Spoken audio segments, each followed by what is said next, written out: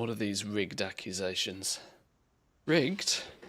I hear if you're a sub, you get priority. I don't know. Maybe, I don't know, bit leader or... Not sure. Not sure. Good morning, boys and girls. Good morning, good morning. I'm guessing he'll start with Jawn crafting. What do you mean? What do you mean? Right, okay. Let's get some lights on in here. Boom! Flashbang. Camera, white balance, work. There we go. There we go. Good morning, boys and girls. Good morning, good morning. Puppy cam nice and early. The Papo is chilling. Nipsu is in the little bed. Alma is down here. Everybody's here. Where's the fourth doggo? Not yet. Not yet. Not yet. Flippin'. The dog's gone and eaten my kissing sofa about 20 minutes ago. Hence why the starting soon was a bit longer than normal, because I was trying to make coffee. The dog was eating the sofa. Now I've got a hole in the sofa. Oh, no slippers? No, just fluffy socks. Unexpected pants colour. Hey, I like orange. Orange and red are like my favourite colours. This hoodie's got like orange accents on it. My glasses have got like orange and black is just kind of my my colourway. Right. Beta has had an update. We have the level 90 max level realms, which apparently have come with some vendors. There were some other things to definitely take a look at today. People are losing their minds over the transmog changes. Not the fact that the changes are a thing, but the fact that apparently it's going to be quite expensive to unlock all of the different slots. This feels like a warband bank situation all over again. You know, people got pretty put off by 2.5 million gold for the last bank tab. What was it, like 3.3 million in total for all of the bank tabs? Now people are looking at potentially as high as 800,000 gold per character currently. I'm sure it will go warband, but 800,000 gold to unlock the transmog slots. God, am I glad I don't give a damn about transmog. I've just saved myself 800 gold per character. 800,000 gold, I should say. Chris with a 21. Go to America, have a drink. Thank you very much, my man. I appreciate that. Good morning to you as well. So, let's have a poke about, shall we? Let's have a little poke about. Let's see some stuff. For reference, the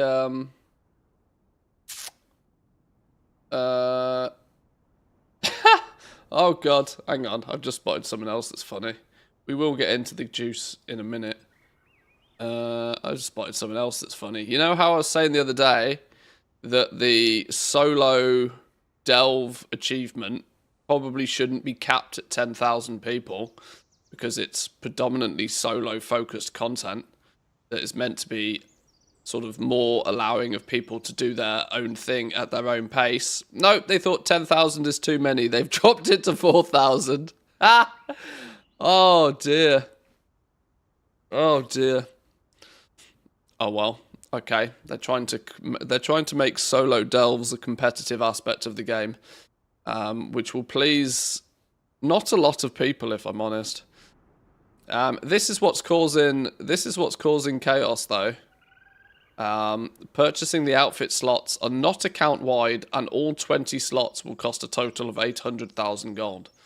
So the suspicion is that this will go warband wide. I can't believe it won't. But when people were sort of rejoicing at the fact that transmog was going to get cheap, transmog was going to be free, and I'm really clever about stuff. Not really clever about stuff. Wow, my if I put it exactly that, it looks good for the It looks good for the mobile viewers as well. Don't think we're going to keep all of our windows that skinny for the purpose of the mobile viewers, unfortunately, because that does look a bit silly. But yeah, yeah. But all the people rejoicing that transmog was likely to be cheaper, and some even were like, "Yay, finally, transmog's free. It's not going to cost me so much." Try again. If you are looking for lots of outfit slots. So, to my understanding, instead of just mogging each individual item, you now have an outfit, and you can also assign that outfit to automatically equip in a certain environment. So you could have like a dungeon outfit, you could have your player house outfit, and so on and so on. But your outfit slots, you get your first couple for free, because of course you do. And to be fair, you get your first 5 for like basically nothing. This is only gouging those who are like absolute transmog addicts. It doesn't really get expensive until you're looking at like 10 plus. So the headline of 800,000 gold is gonna, is gonna rage bait people. But how many people are actually gonna have like 20 outfit slots? Let's be real. You could be buying, what's the quick maths on that? 25, 45, 50, 60, 70, call it 80k. For 10 slots, for 10 different outfits on your character, it's like 80k. It's not a huge amount, is it? Not in today's landscape anyway. What's that, like 80? I mean, that's like 1/5 of a token or something like that. It's basically nothing. That's like €2 or something. €4 maybe. €4 to get 10 outfit slots for your character. It's not the end of the world.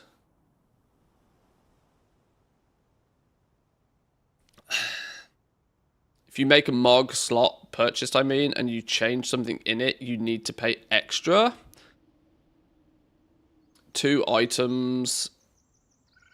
Oh, so once you've made the outfit, if you adjust the outfit, you have to pay more on top. Oh god. Okay, I didn't realize that. That's quite funny. There's me trying to justify it's not that. How much more do you have to pay on top? Once again, Wowhead just absolutely splurging articles with only half the information then.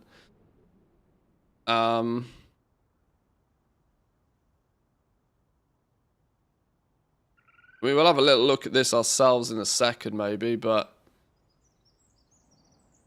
similar to on live, talking to a transmog dude will open up a window that allows you to choose an appearance for each armor slot, but instead of applying it to a single individual item from your bags or character, you now apply it to an outfit slot.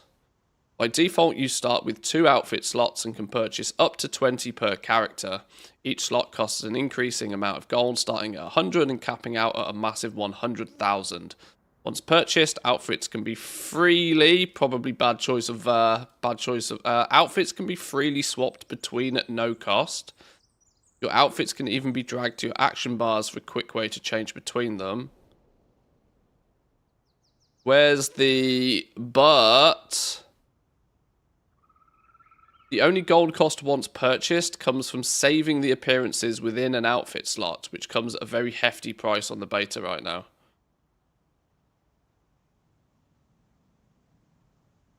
Situations allow you to basically say a transmog set will be used in a certain scenario, sure, including locations.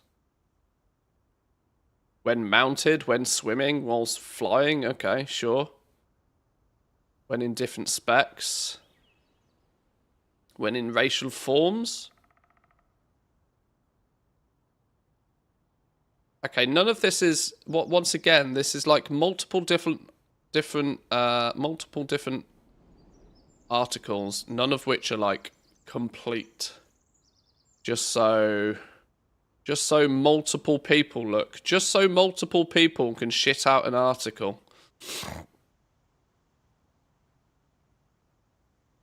I swear some of these, I swear there's some collusion to just like milk Wowhead for all of its money. I don't know how Wowhead pays for itself. Is it?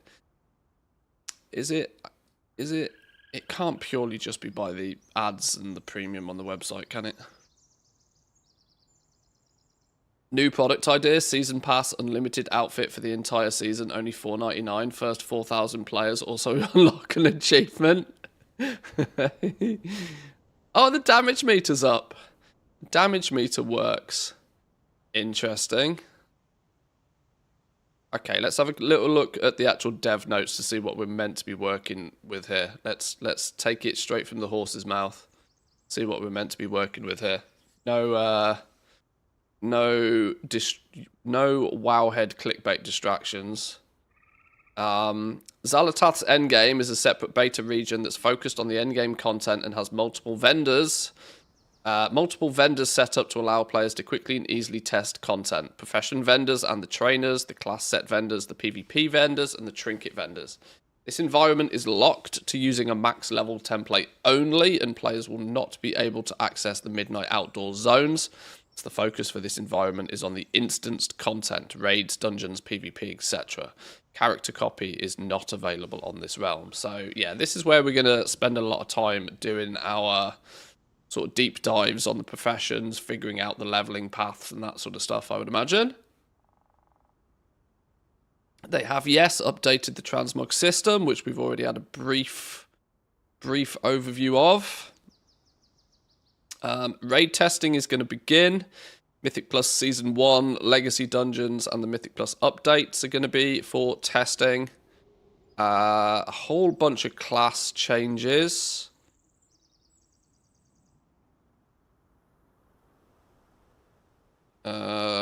Please look at the class changes in your own time. Okay, user interface. Damage meters added. Allow players to track combat statistics for themselves and their party members in a variety of categories. Once enabled, various settings for the damage meters become available in edit mode. Damage done, DPS, damage taken, healing per second, interrupts, and dispels. Supports tracking within individual combat pools or across all pools. Supports up to 3 windows at a time. Can be moved, resized in edit mode. This feature is still in active development. Various pieces of the UI are still a work in progress, and the combat statistics shown may not be completely accurate in some cases.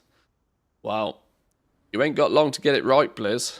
You're going to kill details. You damn better make sure that your equivalent works.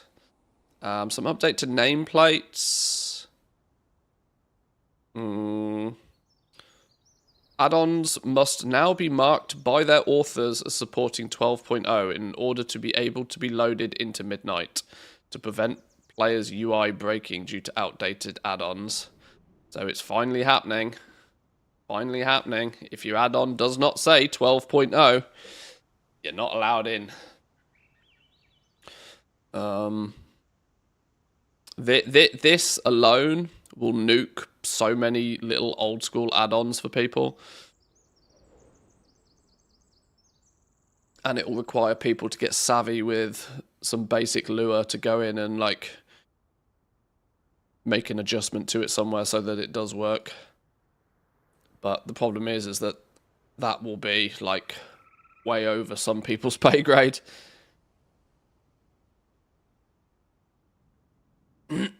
Okay, so there was actually no blue posts about like any professions or anything, so we are literally just going to have to find this shit out ourselves.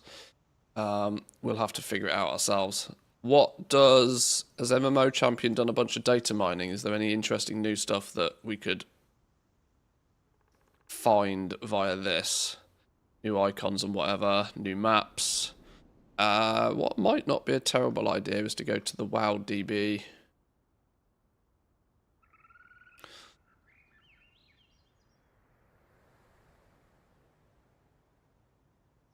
Oh,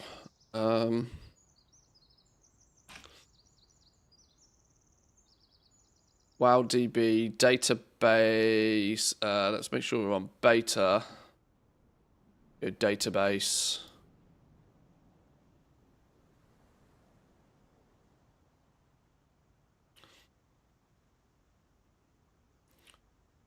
Items.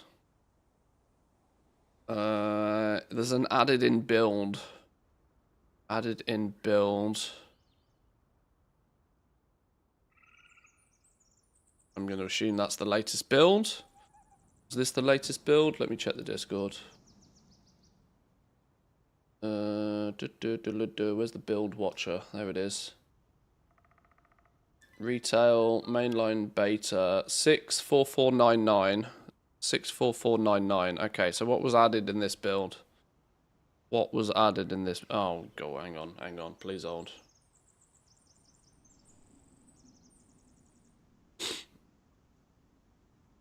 Oh, no, it's fine. I sent a video to the wife of the dog eating the sofa. Right. Added in build. Whoa. Whoa, that's a lot of items added in this build. Holy shenanigans.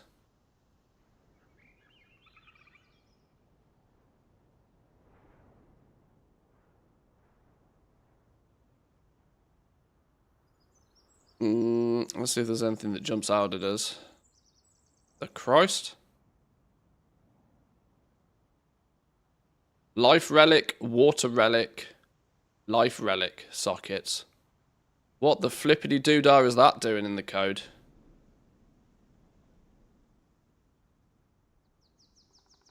It's not hard to open the TOC file and change it to a big number and then pray it works.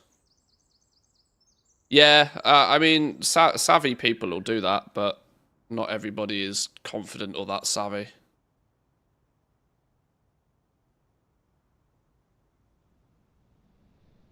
Chinese Titan client stuff, I guess. Yeah, it must be. It must be.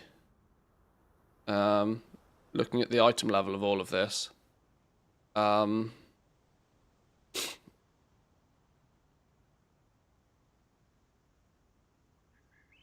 Is there a way to filter out? I don't know. Maybe let's just do...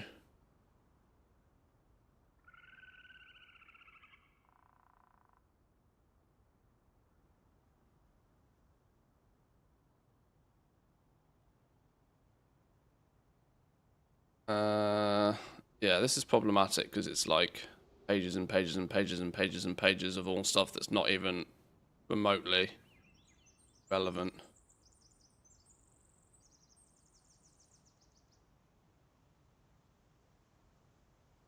Added in, maybe if we do added in expansion, midnight, and also added in build, that one. Okay, now we're better. Now we're better. Thalassian alchemy coveralls. Alchemy cooking. Okay, we got some further. I was saying the other day, actually, this must all be tailoring stuff then. Yeah, I was saying the other day, all of the tailoring epic stuff was missing. All the tailoring epics profession gear was missing, so it looks like they've added that in.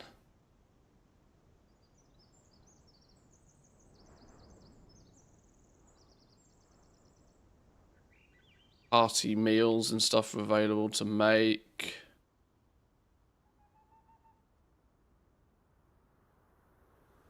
Play a game to feed your hungry black hole.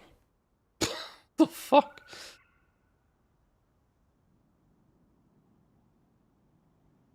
Designs of the Grand Architect unlocks the Titan Reach appearance for Titan Strike. Is this also going to include a...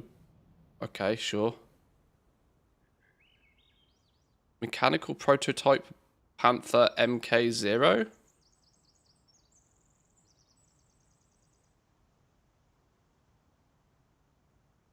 Are these not the Chinese mounts as well?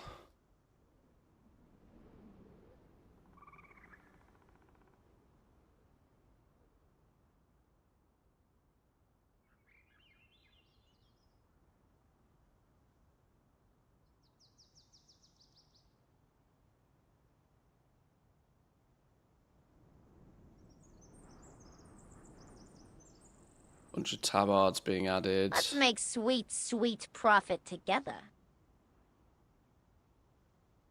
Hey! Another sub. I never know how to pronounce your name. I'm really sorry. I'm really sorry. I have no idea how to pronounce your name. Any name that has a number in the middle of it, I'm so sorry. Give me the phonetics. False alarm multicraft does work for alloys. Oh, we'll have a little look at that in a minute. We'll get to that. There will be bugs aplenty with the professions, by the way. Please, please, please, please, please, if anybody's on the test vendors, please do not consider any of this to be final or game release ready. You know, it'll be bugged to all hell. Make sure you make sure you report the bugs.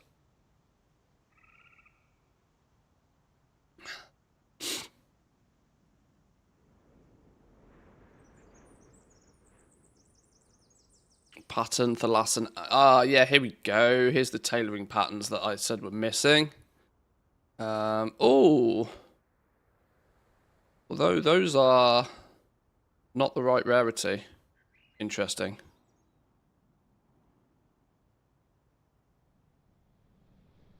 Some housing decor has been added. Dropped by.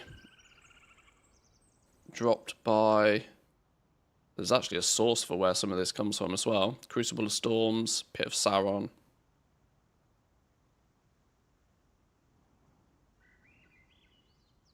And some quest items. So actually, the amount of stuff that was added in this build was basically nothing. A few profession recipes. Alright, fine. Safe to assume there's not... Oh, we got a map for the...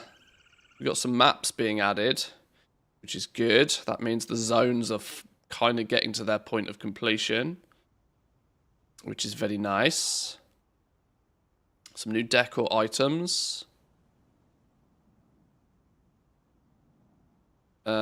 Decor items with updated budgets. Oh, so they've changed the budget for some of this stuff.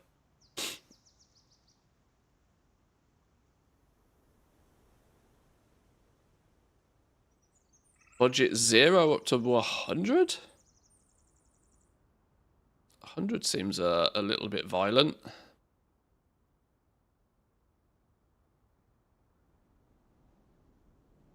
Fulfill 50 midnight crafting orders on alchemy. Superior achievement is item level 220. Epic achievements 233. That shouldn't be too difficult. Be one of the first 4,000 players to defeat the Nemesis boss.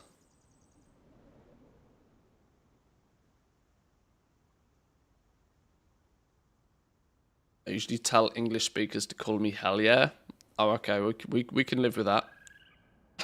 We can live with that.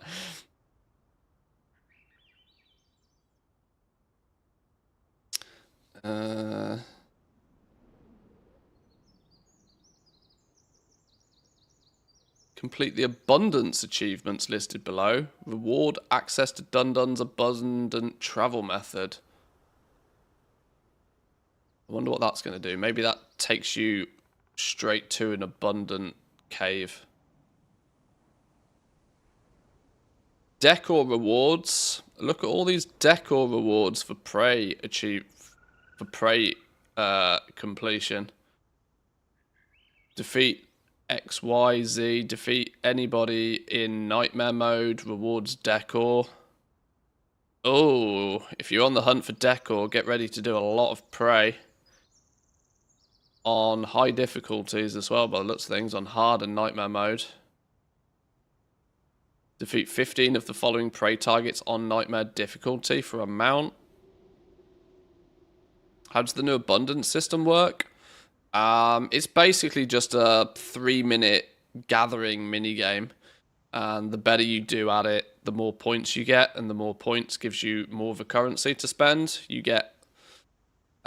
you can do practice runs, as many as you like at the moment, or you have abundance tokens that you can collect, and you can collect up to 8 a week.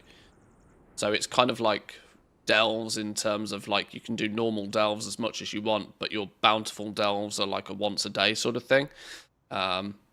It's similar to that. You're limited to how many times you can do the good ones. The likelihood is it's the good ones that will give you the currency you need to buy things like the material bags and stuff. But you can practice if you want. It's still a little bit early. It's still a little bit undercooked so far. Midnight Alchemist shop sign. Midnight Cook shop sign. Okay, so we're going to get a sign for gaining 100 skill in all of the different professions.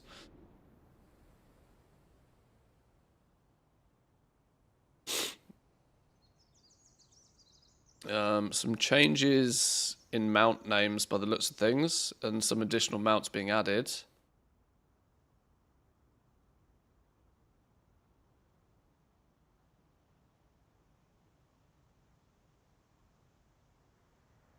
Oh, have these maybe got something to do with? Have these maybe got something to do with Burning Crusade anniversary pre-order something or other? Maybe that's what these are.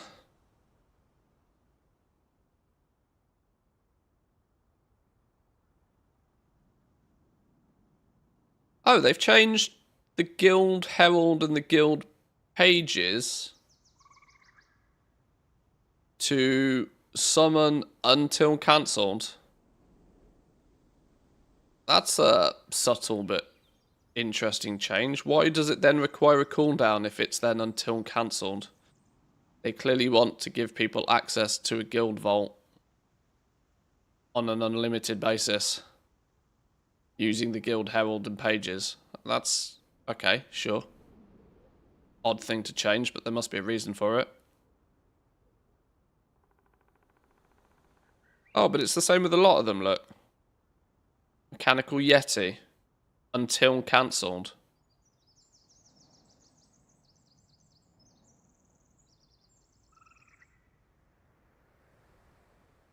Okay.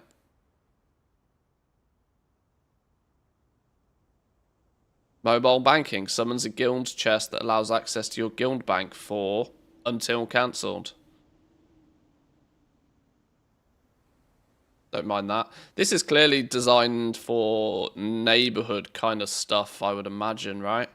They clearly want guilds to be within their neighborhood for somebody to put down a guild chest and everybody to just use it, kind of thing. I would imagine logging out would cause it to cancel. Otherwise, it's odd. Sure. Bunch of spell changes. There's rarely anything interesting you find in these, but you need to kind of read the blurb to try and get an idea of what they're doing. This is more for add-on dudes to figure shit out.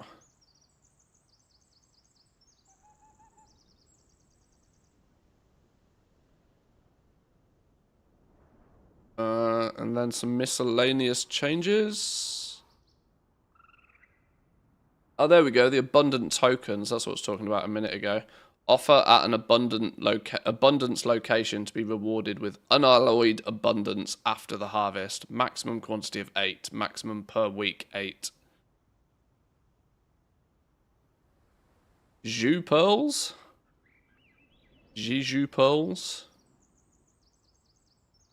Found primarily in the Zulaman depths and used exclusively to trade with the depth diver Jeju. Okay. Community coupons earned from completing Endeavor tasks to support your neighborhood and its friends. Used to purchase items from the Endeavor traders. Okay.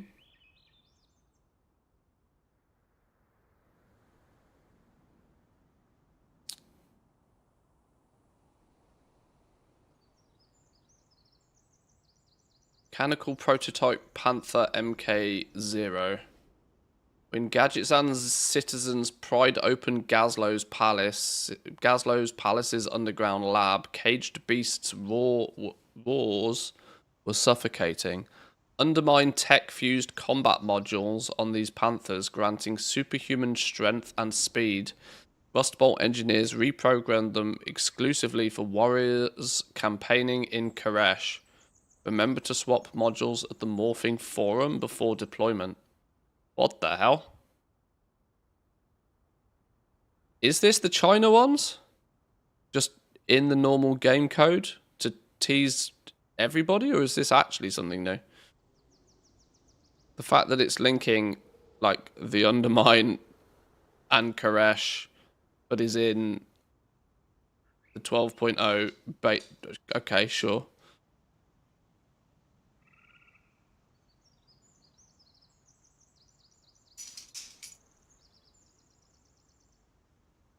And there's a steel one as well. Look, mechanical and a steel one. First Steel Horde soldiers crossing the Dark Portal and captured a ferocious Nightsaber. Blackrock artisans named it with magma armor, transforming it into a combat weapon. Warriors may customize its parts at the Morphing Forum to suit their fighting style and dominate the battlefield. Oh, they are the China mounts, are they? Okay, there we go. Maybe I shouldn't get too excited about them. They're just here to tease then. Thank you, Dan. Appreciate. It is annoying, though, because they do sound kind of cool, though. They do sound kind of cool. Oh, and then we've got the blue post that we've already been through. Okay, right. I think we're mostly caught up on what's going on.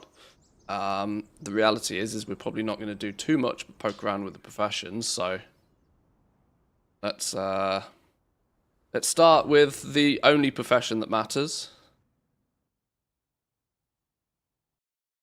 We will also have to take a look at enchanting later, because if I don't look at enchanting, people will cry. Blacksmithing? I know everybody's got their preference, but we'll have to do it in order. And considering there's only one fair way to do it, it's to do my favourite profession first. That's the only fair way. Archaeology? I was waiting for that. Okay. Yep. Cancel cinematics. Select movement key bindings. This will affect all your characters using account-wide keybinds. Legacy. A and D turn your character. A and D move your character. Yes. Yes. Absolutely don't want keyboard turning. Why would you even give me that option, Blizzard? Go away.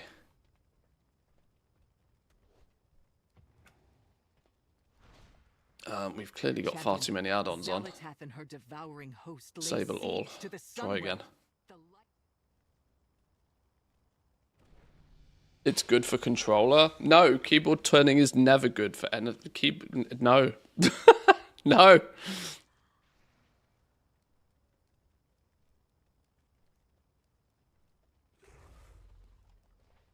Some people like to RP robots, I guess. It's being supportive. Sure.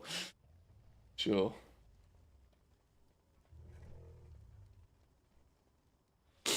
Right. Okay. Oh, okay. All my keybinds are broken still. Keybinds. Camera. Zoom in. That one. Zoom out. That one. There we go. Aha! Vendors. See? See? Clearly popular, right? Modern should say strafing. I mean, it should, because that's what it is, isn't it? Fishing content? I think there's some new stuff with diving and harpoons. Oh, what? You're actually not memeing. There might be new fishing related stuff. I've not paid any attention to fishing so far. Right, okay. What is on the vendors to begin with? Well, train me in jewel crafting. Let's not mess about. Yoink. What else do you have? What are you selling? Huge bag of midnight general goods, optional goods, skins, minerals, herbs, alchemy, blacksmithing, enchanting, engineering, inscription, jewel crafting, leatherworking, tailoring. So you get goodie bags of stuff. Out of curiosity, what's in the goodie bags of stuff? Oh my god, please combine my bags. Oh, there we go.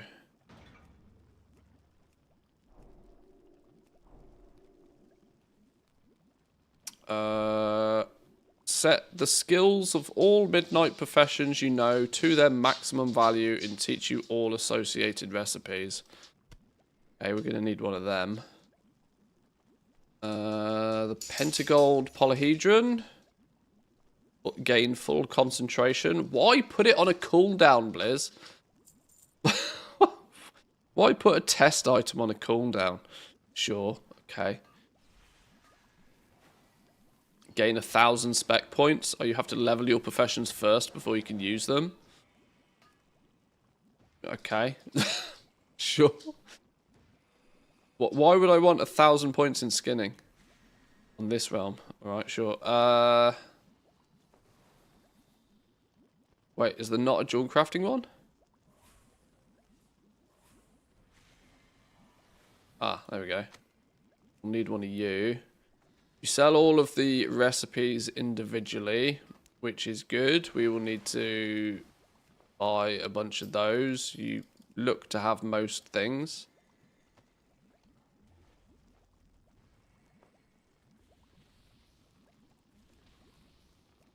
Okay, plenty of stuff on you. We can work with that. What do you sell? You sell the Dawn Crests. Open to collect 10 Hero and Myth Dawn Crests. I'm thinking of starting a mute 24/7 fishing stream. Oh my. Oh my. Oh, Sparks of Beginnings. This is going to be pretty critical for players wanting to push their profession to skill 100 in one go. We'll test that a little bit later. The heraldries if needed. Optional reagents for people to play with if they're looking to craft gear, I presume.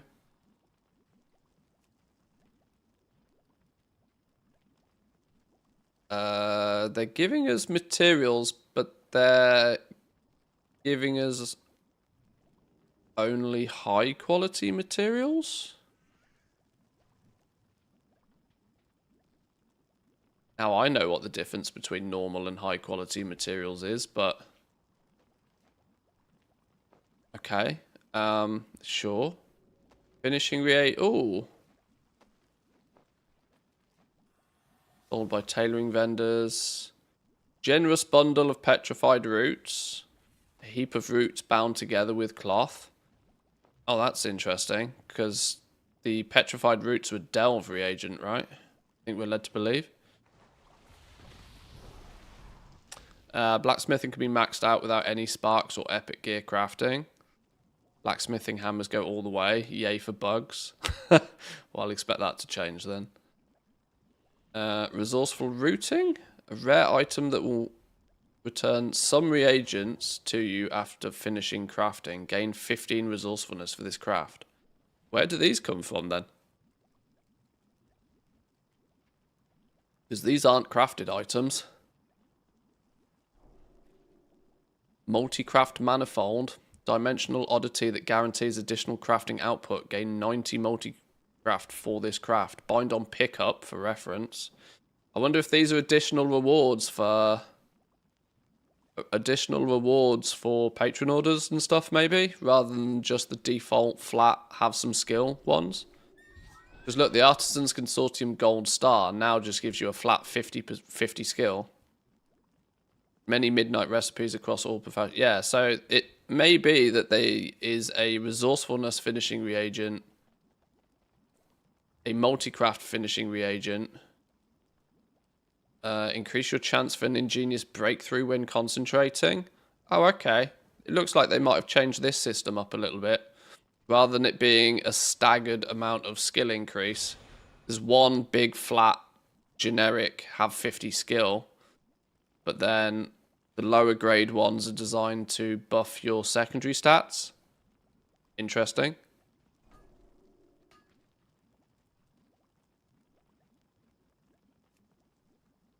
Petrified roots, bundles of them. Silverleaf thread is a general vendor reagent anyway. Tormented tantalum. I've not witnessed this myself, but people have told me that this also comes from delves. Has a bit of a tinderbox feel to it. Maybe that 50 skill is enough to craft tier 5 without concentration. Yeah, I'm thinking that kind of will probably be how they balance things, or they might. Fused vitality. These are a crafting reagent that you earn these via the abundance system. You purchase this from the abundance vendor, but of course will then be sold and bought on the auction house. But the source of these is abundance. We have the moats that we're relatively well accustomed to understanding already. Standard artisan's moxie. Okay. I wonder then if for the purpose of testing they've smushed it all into just artisan's moxie instead of a vendor giving you all the different ones. But in the live version of the game, your moxie is profession specific to prevent the shuffle. Unless they're going back on it, but I can't imagine that's the case. I imagine this just makes it easier to test. Like, you just here's some moxie.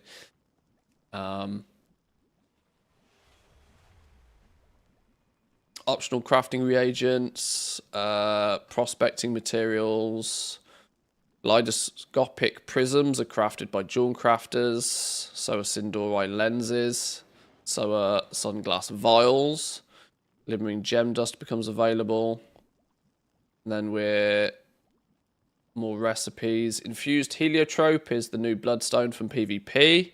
Interestingly, it also drops out of the rare chests that drop in the new PvP zone. Embellishments. Scale woven hide. These are intermediate crafted items. So are these. Okay, Akano weave. Rare tailoring material. Basic leather. Basic cloth. Rare cloth.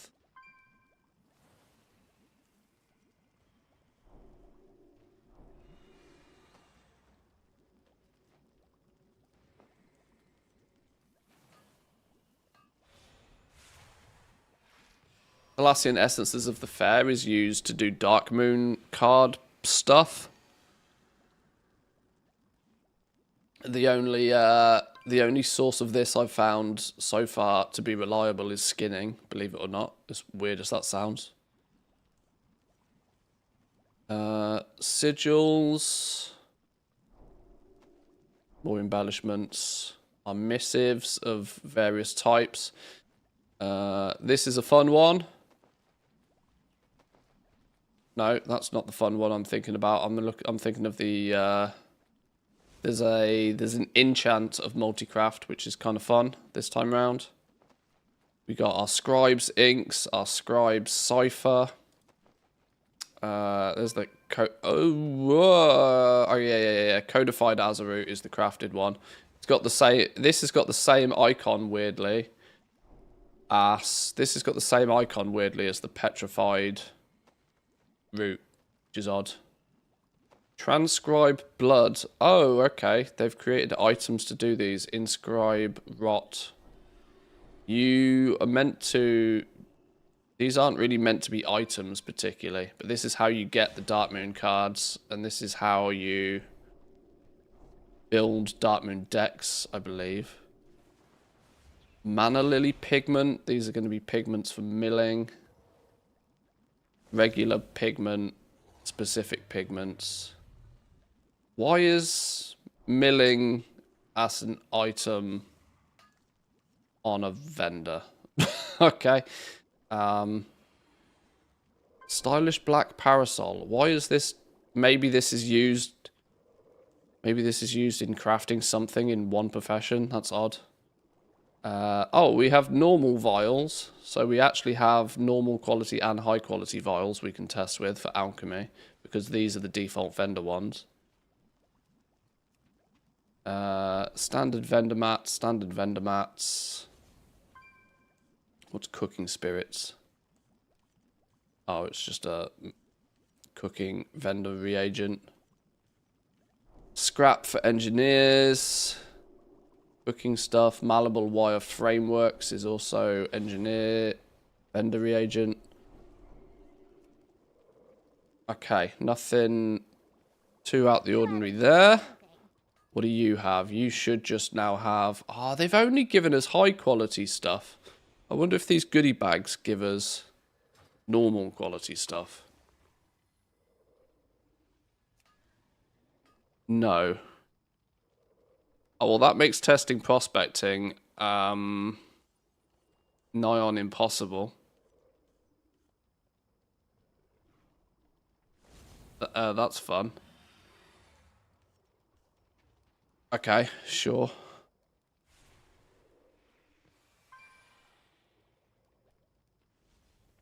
Well, we'll have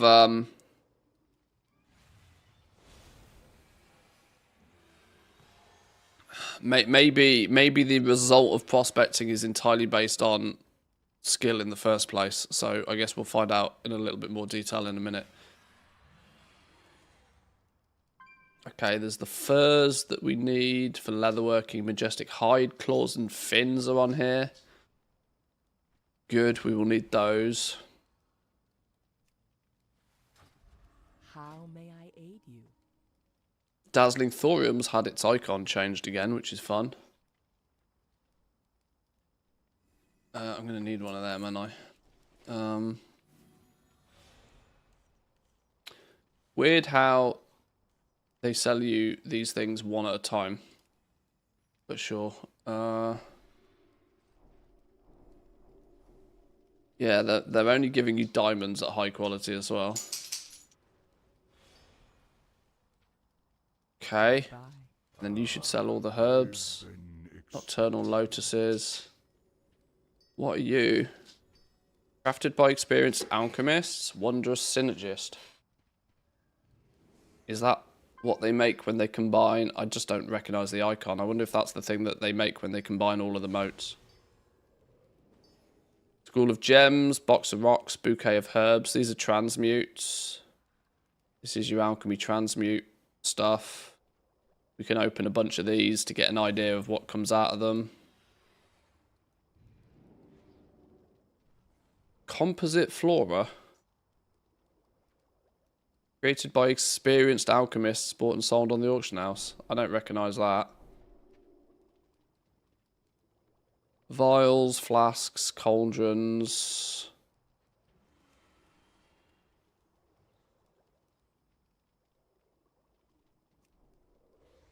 Okay, well at least the vendors have enough, I think, to test things with. Hey, whoa, hello, what?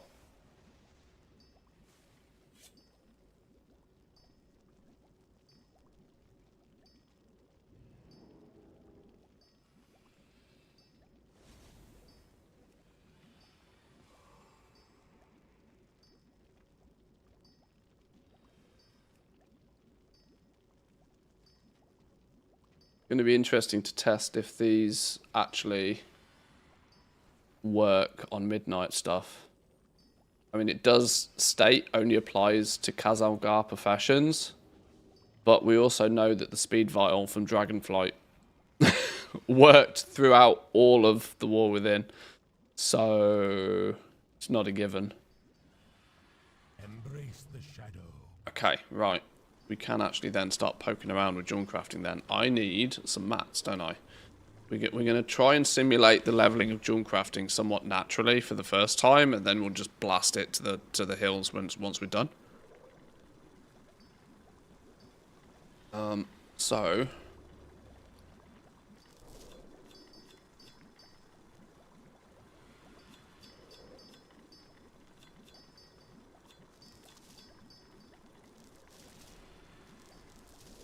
actually, I don't want half the gems, do I? looking for something special?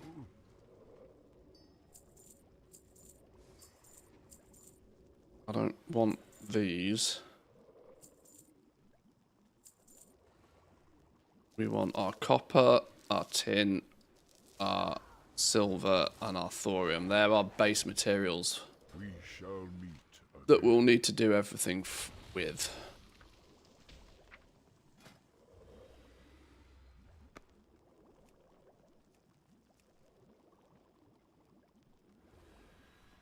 Yeah, see, this is where it's going to confuse people, right? This is why giving all high-quality materials is going to lead to pretty poor testing for most players, I feel. Because the skill limits are going to be misleading. Because you get 40% of the total skill requirement, in essence, for free. Well, let's prospect a little bit of this.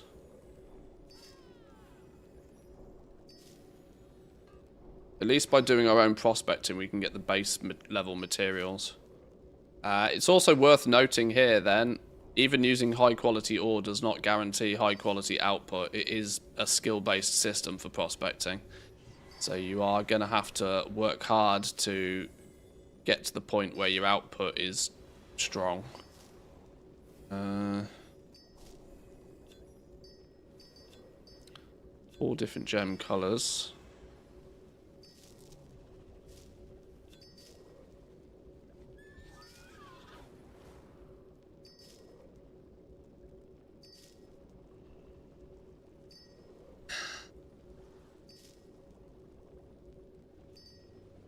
You need to be max, I guess, in prospecting to near guarantee rank 2.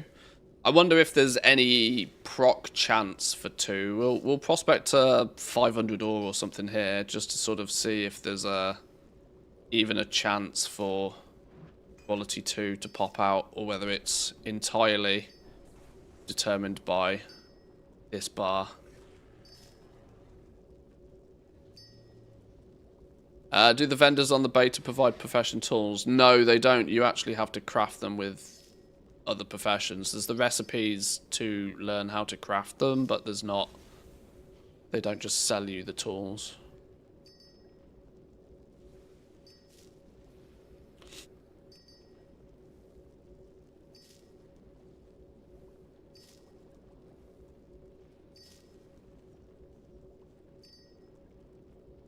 What I'm interested is to see if there's even the chance of getting diamonds at all from copper.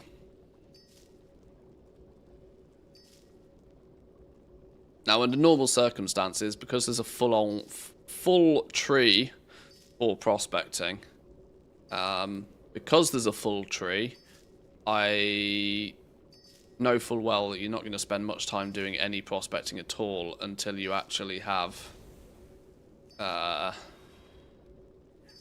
points in it.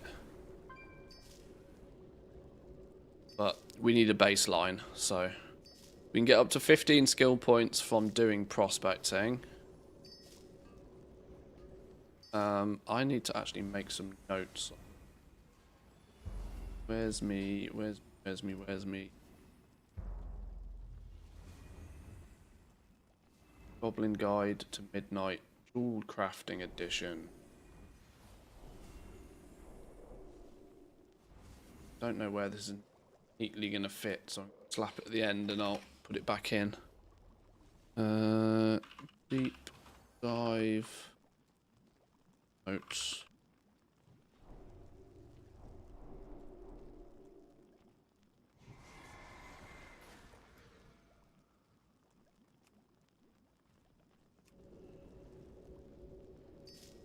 Draenei prospectors incoming.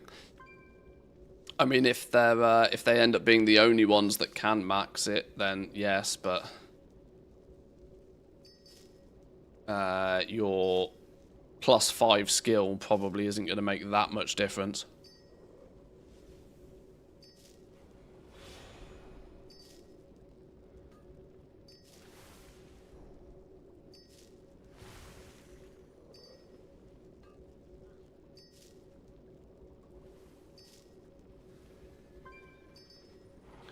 Right, let's do 500 copper ore to begin with.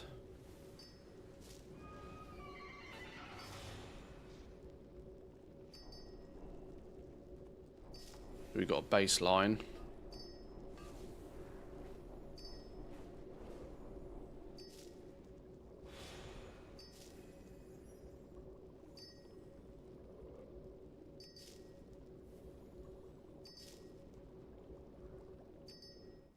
Okay, so 500 copper prospected with no skill, no professions, no bonuses anywhere, just raw as it gets. Little bit of glass, significantly more stone, and out of 500 ore, we got very few gems. 10, 19, 21, 28 gems out of 500 ore. That's kind of gross. Goes to show once again, you really shouldn't be prospecting when you have no skill in it. I'm still skeptical about there being no hidden thresholds. Well, this is what we are now out to find, right? It's now our duty as beta testers to go out and find if there is any of those weird things where a racial starts to matter. If it matters too much, it's up to Blizzard to consider whether they change it or not. But zero skill prospecting.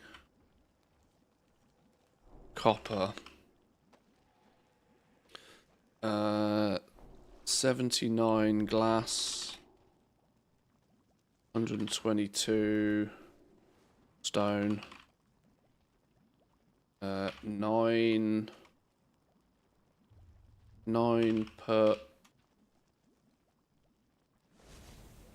purple, 7 red, 2 green, 10 blue, no diamonds. That's a baseline for copper. I need to go put these mats in the bank.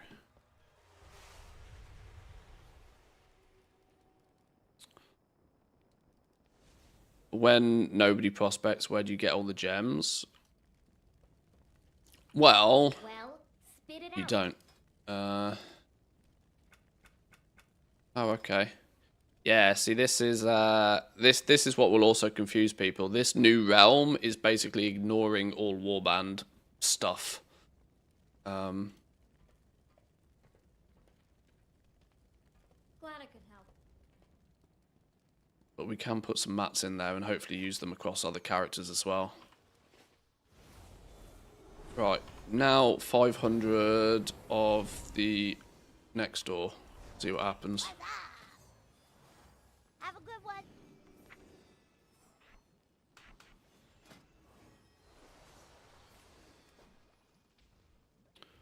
510. Go.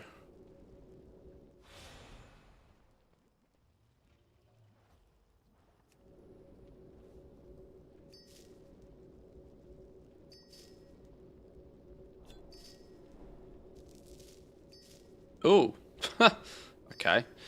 We're now getting the uncommons. Purple, red, green, blue.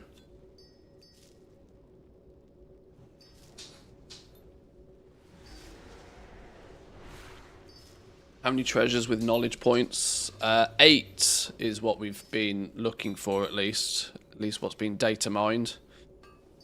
Collectively, we've found probably 50-60% of them so far. But I also think some of them haven't been put out in the world properly yet, but...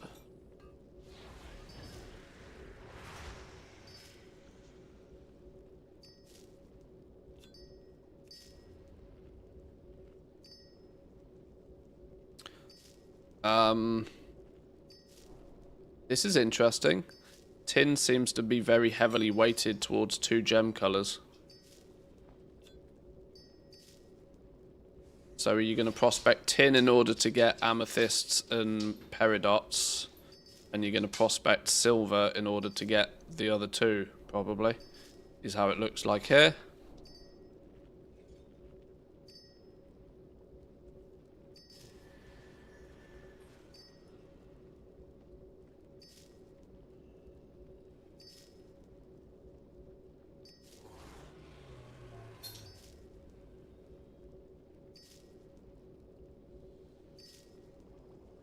From the word go, tin and silver seem to give you the chance for the flawless gems, where copper didn't give us any flawless gems at all.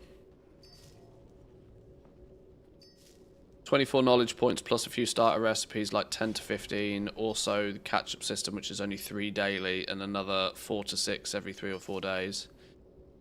Yeah, it looks like you'll probably be looking at like 50 to 80 knowledge points available in week 1. But that will require you to fly around, pick up treasures. There's your 24, your first bunch of first-time crafts. Let's say 10 to 15 maybe from patron orders in total in a week. Then you're looking at the reputation stuff. Renowns are like renown 6 to 9, so they're quicker and easier to get this time round. So you should be able to get your knowledge point book from whichever the renown you need, which is another 10. The abundance system gives a knowledge book for some of the gathering professions. I don't know. Yeah, maybe 50 or so knowledge points in week 1.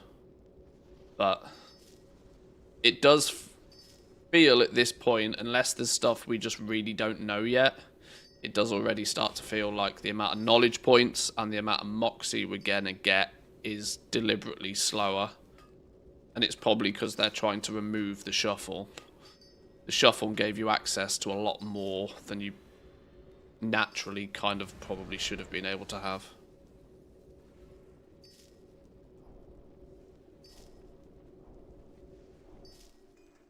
Right, okay, so that's 500 of the tin. Yeah, definitely seems to be weighted towards 2 colours here. So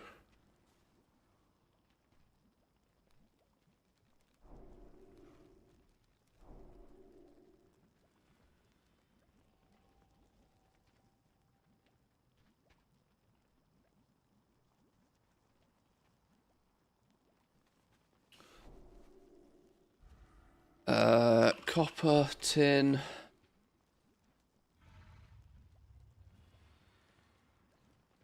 We got 69 glass, about the same. 124 stone, which is about the same. 9 purple. 9 purple. 9 flawless purple. And 15 green. And 8 flawless green. Also, 0 diamonds.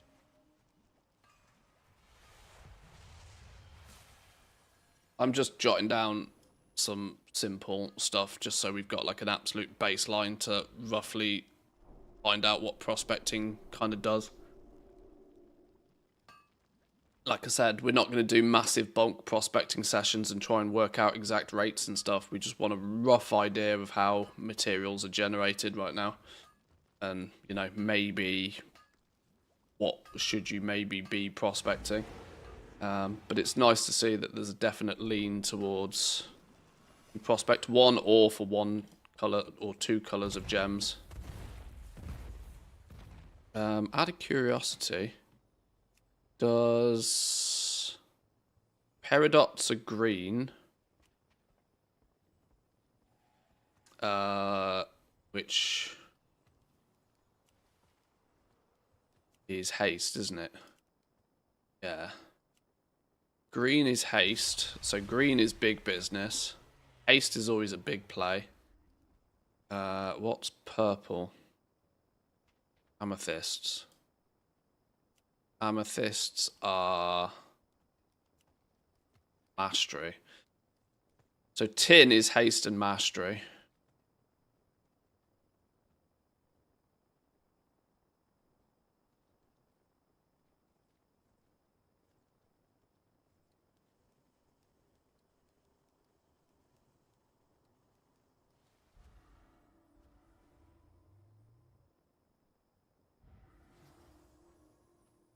Which in theory should mean that the other two colours.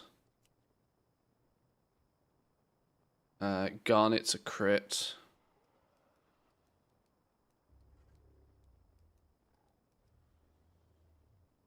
The prospecting silver ore is going to give you crit and verse gems. Tin is going to give you haste and mastery gems.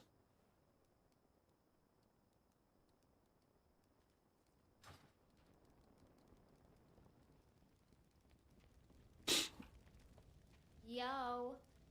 I got 51 points from the first time crafts and treasures as a blacksmith. Okay. Are you? Yeah, obviously that's a maximum, right? That's gonna be a maximum situation.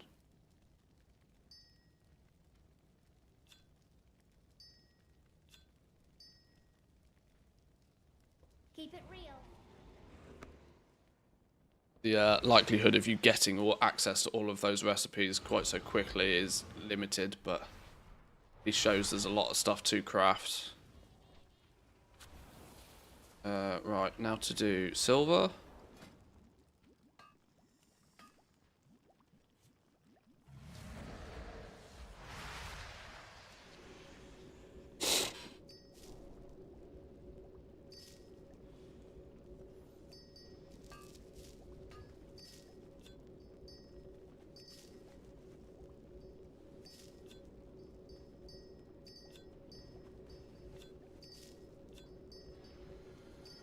So yeah, lapis, gems, and garnets, look.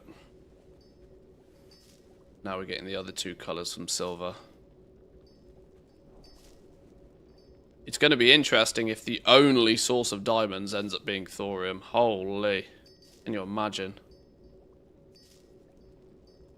That would be the equivalent of prospecting null stones, for reference, by the way.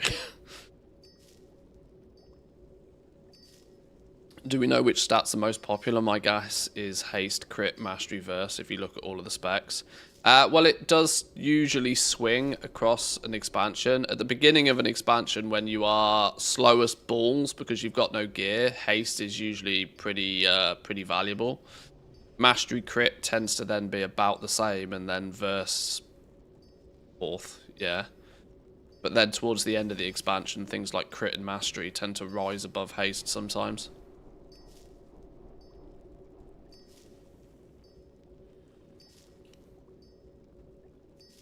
But prospecting tin to get haste mastery gems seems more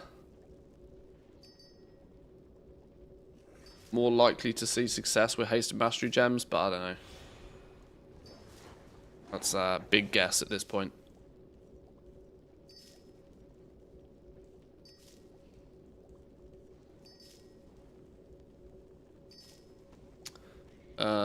Will there be more knowledge points if you buy the Epic Edition? No. The early access didn't give us access to any of the weekly stuff, so you couldn't do the weekly quests. I don't think patron orders even worked. You could go get your treasures, you could grind out your reputations, but there was no advantage to be had knowledge point wise by starting a few days earlier than others. Other than the clear and obvious thing that any time you spend in early access is, you know, putting you ahead of somebody else that hasn't started yet. You know, it's the same scenario. There's no advantage. You don't get quicker running shoes, but you do get to start the race 4 days early. Doesn't matter what you do, it's still an advantage, right?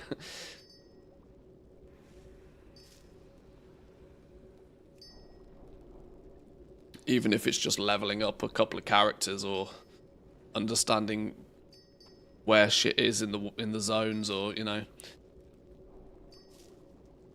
any account progress you make in those first few days of early access is an advantage over somebody that hasn't started.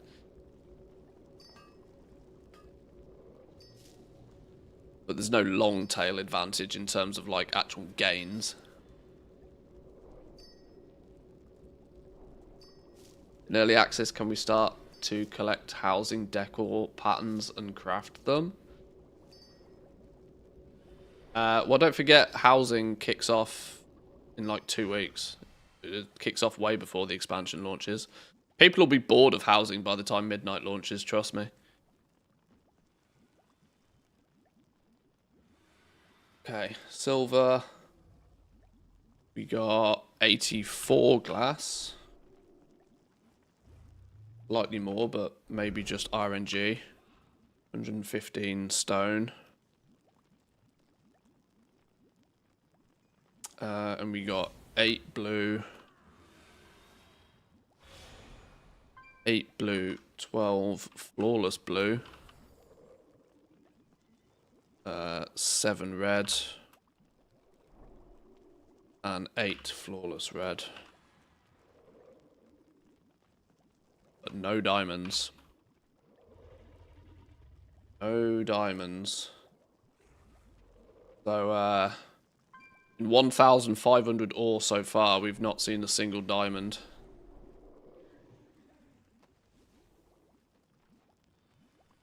Now, I do not suspect that prospecting thorium is going to be viable from a cost perspective, at least from what I've seen when it comes to actually farming the damn stuff.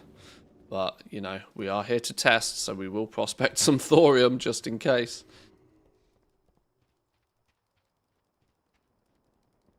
I want to watch the stream so much, but need to go to the doctors. I'll lurk and come back in around 45 minutes. Have fun.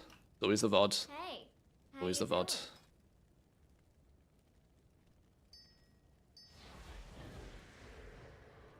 VOD. Wait. Where are those mats going?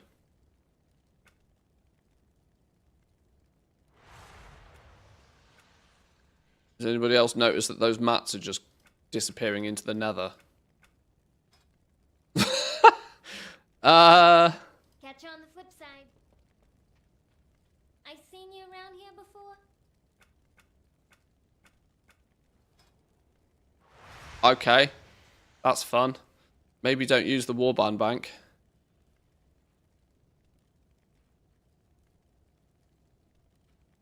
Oof. Okay. They seem to go in there.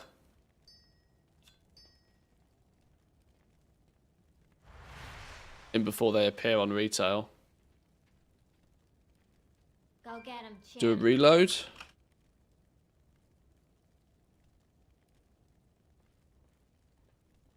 What's up?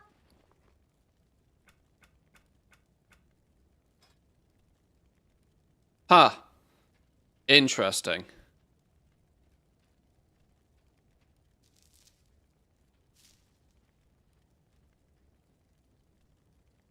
And they're also grayed out here, and it didn't take the quantity from here. See you around, friend. Okay. Okay. Can't reliably use the warband bank then on these realms. What's shaking?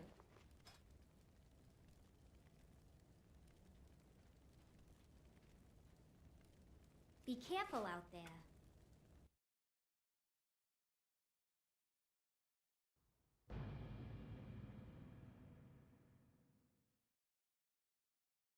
I don't understand how Dark Moon cards work. You combine 8, make a trinket.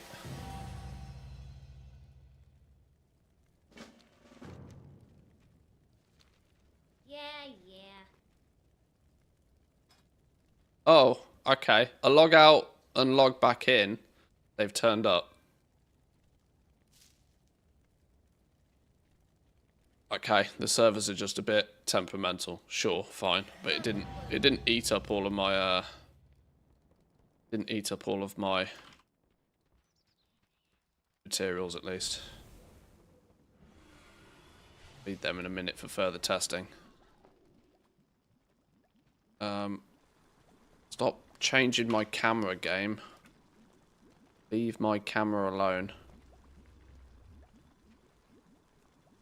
Never adjust my camera. Thank you. Right. And even though it sounds ludicrous, we're going to prospect 500 thorium. See what this gives us. Pop it. Pop it. Go. No. No. No. Pop it.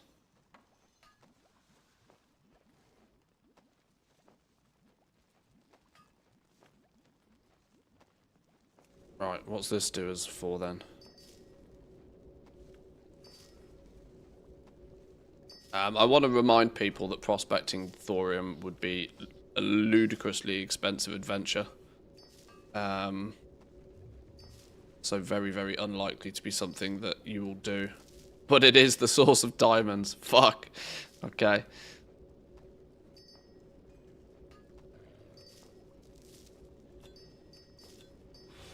It only dishes out flawless gems. And it's the source of diamonds.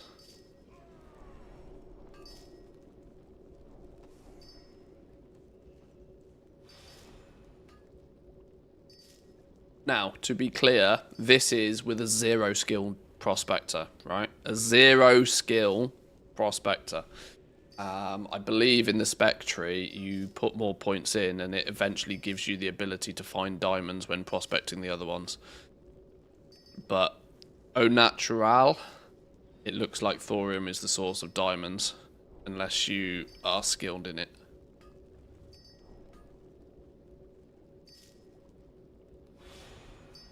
Yeah, vendors are up, which means we can sort of test things.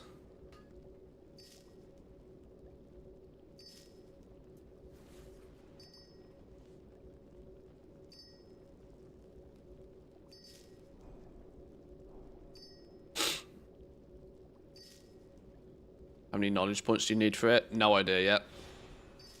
No idea.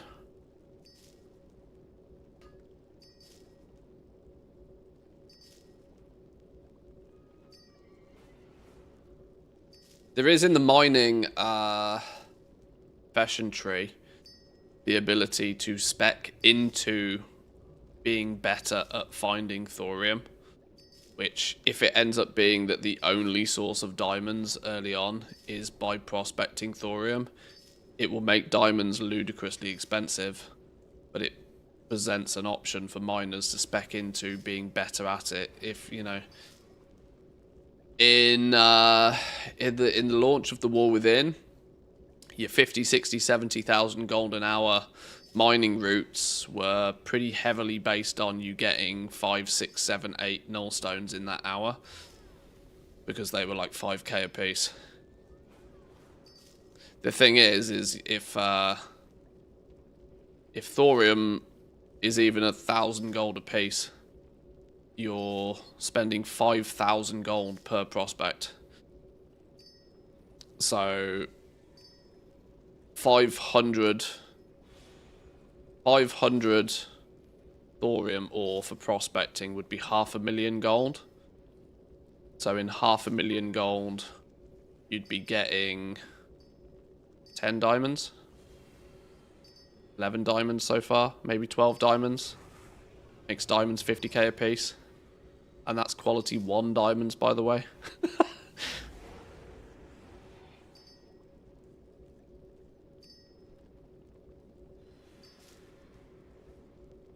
My point is you are probably not going to prospect thorium. It will be cheaper just to prospect disgusting quantities of the other ore. But we have to get a baseline, so we have to try. There we go. Theoretically, 500,000 thorium prospected gave us 11 diamonds, which would put each diamond at like 50k a piece.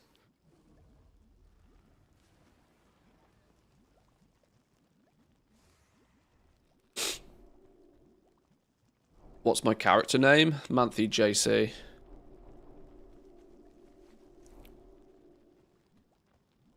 Didn't find Philosopher's Stone from the vendor.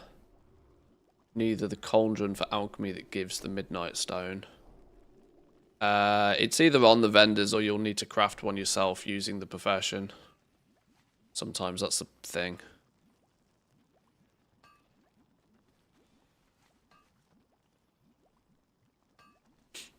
Weird thing about Dark Moon cards.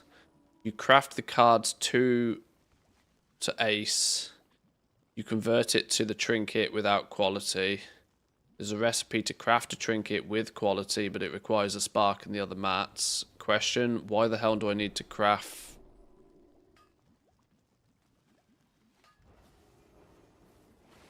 Well, the likelihood is that to make the Dark Moon Dominion trinket will probably take one of the materials for that will be the completed 1 through to 8 standard trinket.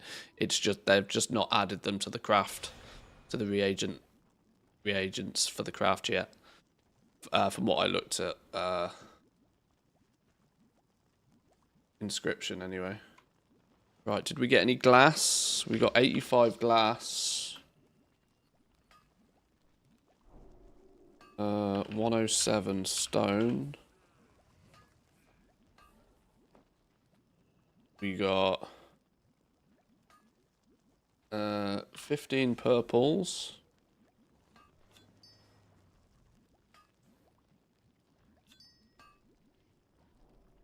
$15 flawless purples, I should say.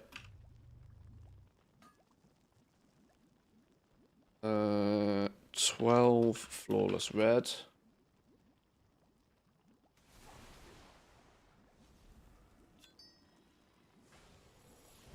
15 flawless blue. And 11 flawless.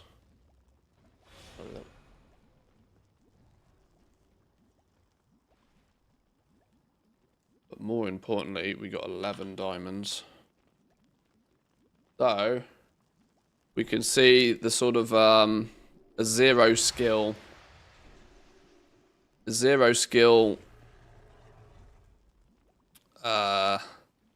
both copper and thorium give you basic gems with copper, only flawless gems with thorium.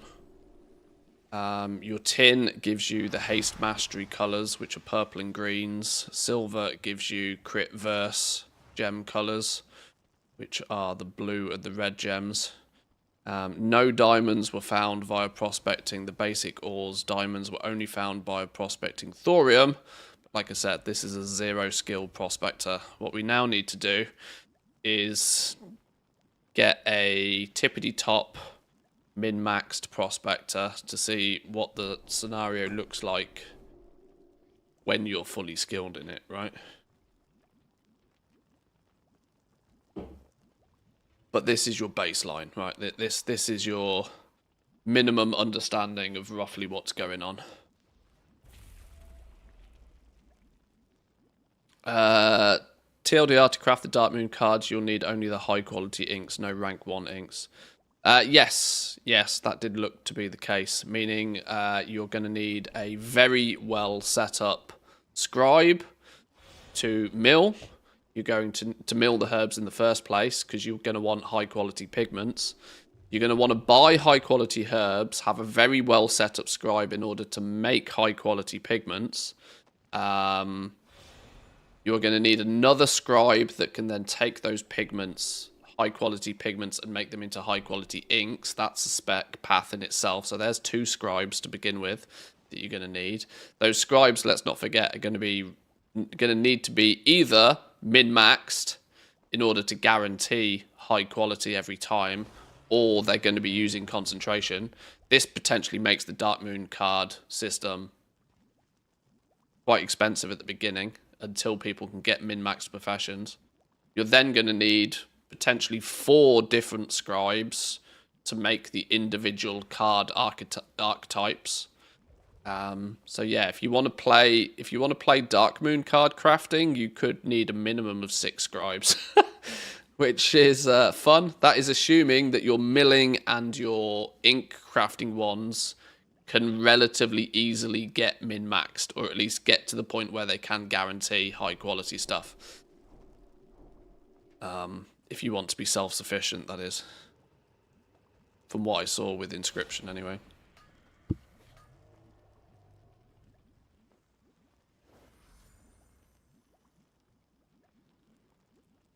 When you miss a breadcrumb quest in an area, you end up with 99% completed in your ATT with no way to deal with it apart from a second account. Yeah, if you really are chasing ATT percentage, then that's probably the bane of your life. Can you craft midnight recipes at 80, or have they fixed it? Well, you can pick up the recipe. You can learn the professions at level 78.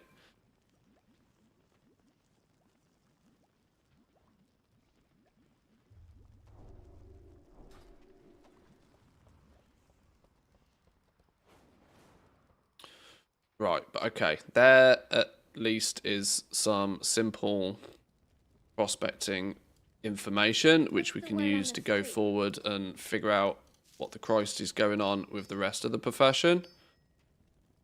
Don't be a stranger.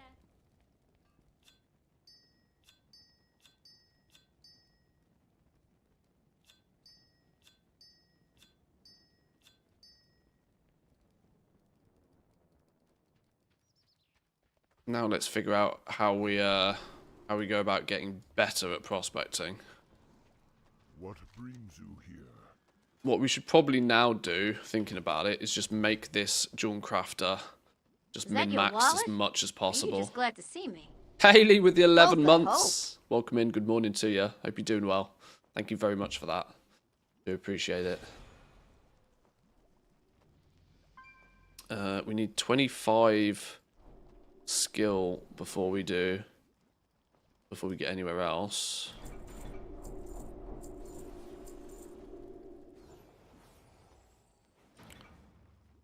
$110 knowledge points for one scribe with one blue tool. Can mill at max. Craft inks guaranteed quality 2. With only one top ink out of 3. Lots of stuff there I don't understand yet. We'll get to that when we look at inscription.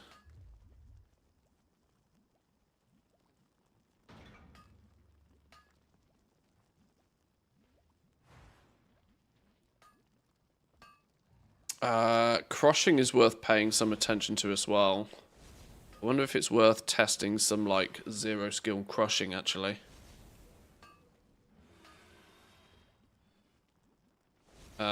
My suspicion is, if there is any way, shape or form, if there is any way to get diamonds from prospecting copper, people will probably prospect copper like their life depends on it, assuming that copper ends up being the most abundant.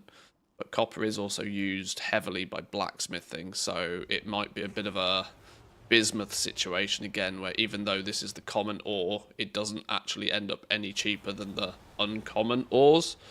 But so if you're fishing for flawless gems and diamonds by prospecting tin or silver, that's going to leave you with a bunch of basic ones that you will either sell or you will then crush in order to get dust. Would you even consider crafting with these to crush them first? Let's take some amethysts. This is where I could do with a flat amount of these gems, actually. Can I buy these basic gems off a vendor somewhere?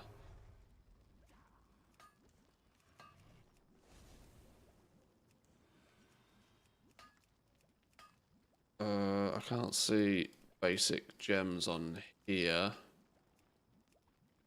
I'll learn which vendor sells what stuff in a minute, but rocks. Yeah, you do. Oh no, it only sells me high quality ones. Oh, fuck a duck. Okay. I can't then. Alright. We shall meet again. Alright.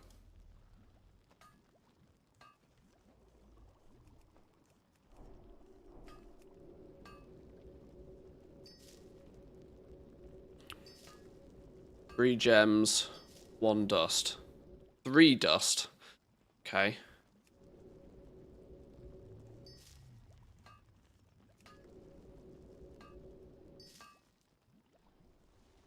Okay. 15 gems gave us 7 dust.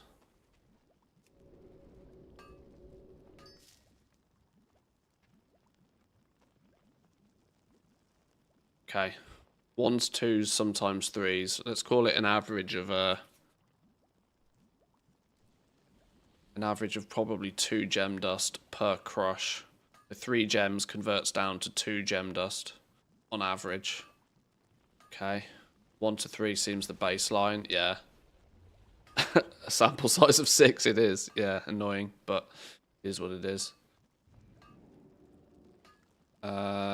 Equally, crushing in order to get high quality gem dust could be ludicrous, since you are going to then need high quality stone in order to ensure it happening. This could be fun. All of this could be fun. Right, where are we going to go from here? I have actually just nuked all of that one type of gem, which was a bit of a mistake, but whatever.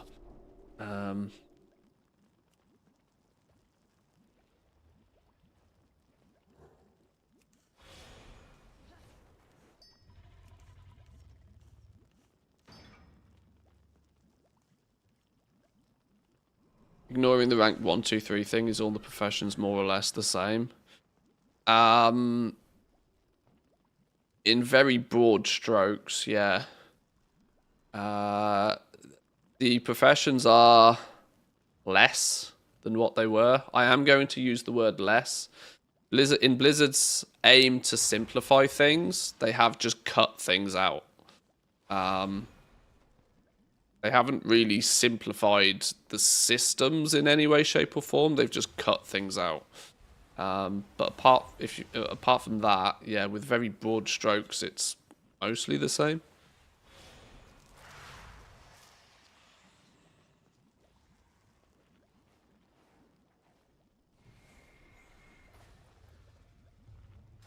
Greetings, traveler.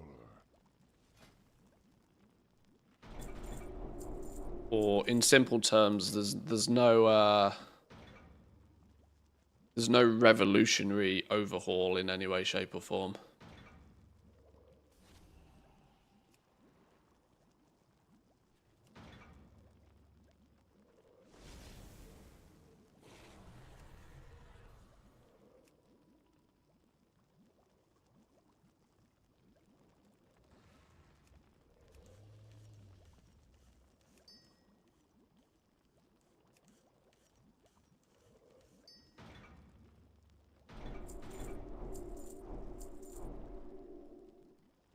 $26, $27, $28, $29. That's going to be very cheap.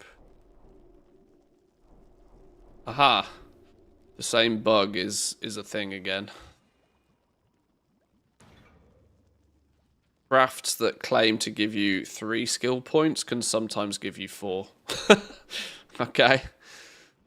That's been a bug that has been plaguing professions since the overhaul in Dragonflight that clearly hasn't been fixed yet.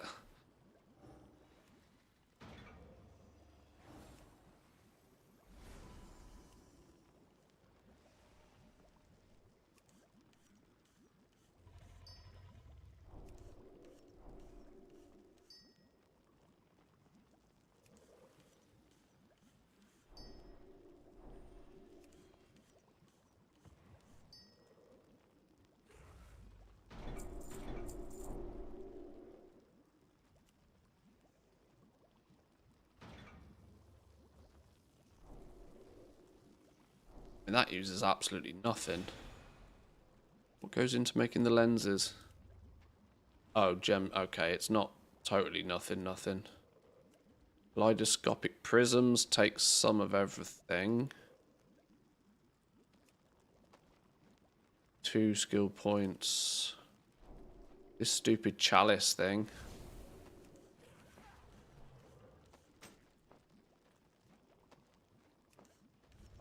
Probably craft a few of these.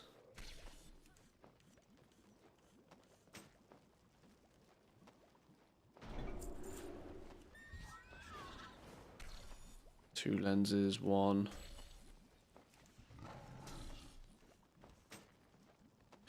Where's the bottleneck going to kick in? Where do we think the bottleneck's going to kick in?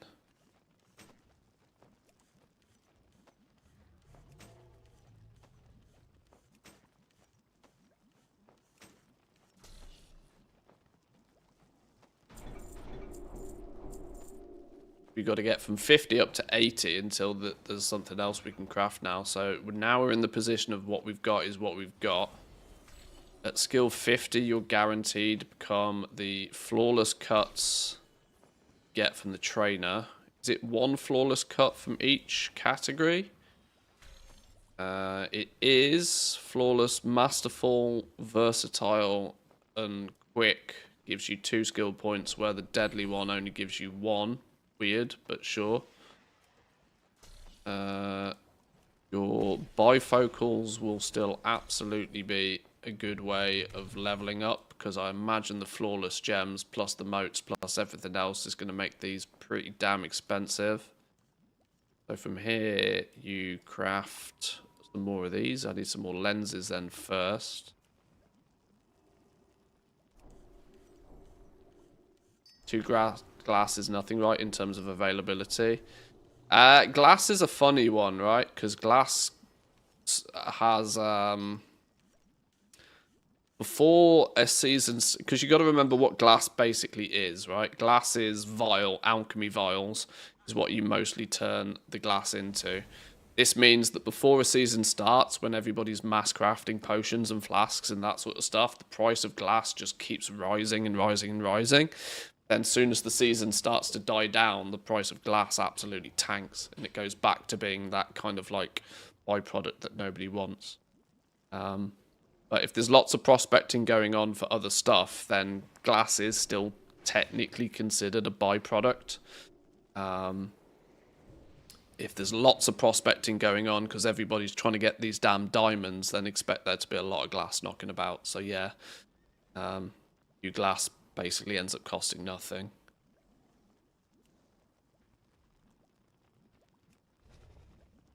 It does very much feel like you'll just crush these basic quality 1 gems because they won't really be used in much of anything. You will use them to get your gem dust. There's no real use for these other than crushing them particularly. Because nobody cares about these dum-dum level gems. Absolutely nobody cares about the dum-dum gems. You're probably not going to... You can crush these ones as well, I'm led to believe, actually. I make 3 of those.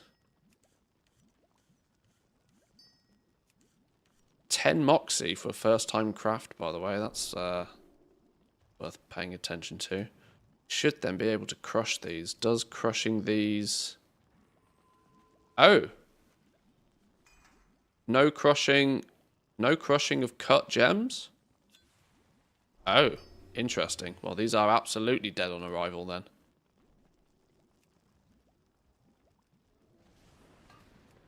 Oh, okay. Well, that's fun. If you can't crush cut gems, these basic cuts are dead on arrival.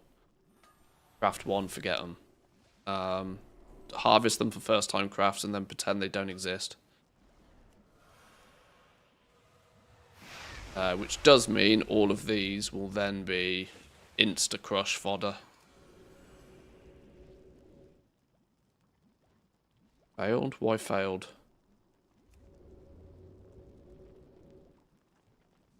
Okay, sure.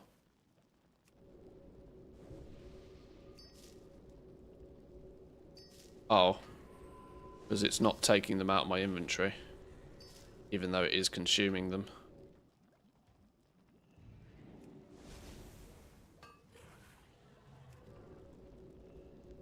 Also, don't forget, nobody's going to want the normal quality ones. People are going to want the high quality ones, even if they do get them.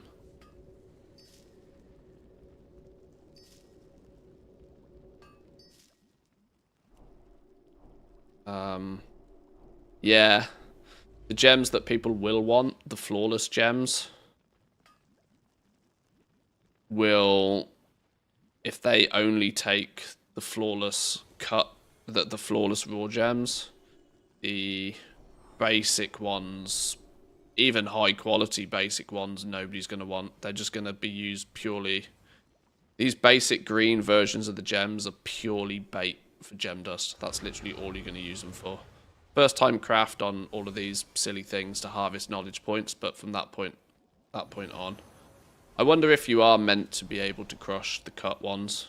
You could crush the cut ones in the War Within, and they did actually crush down with better yield, so there was sort of some point to cut them first. We'll see. It's different the fact that it's using stone, not ore, in the crushing as well. Moats everywhere. Oh, for crafting. Yeah. Like, you absolutely... Everything needs moats. Flipping everything needs moats. Moats is where... Moats will be where the money is for farming. Without doubt.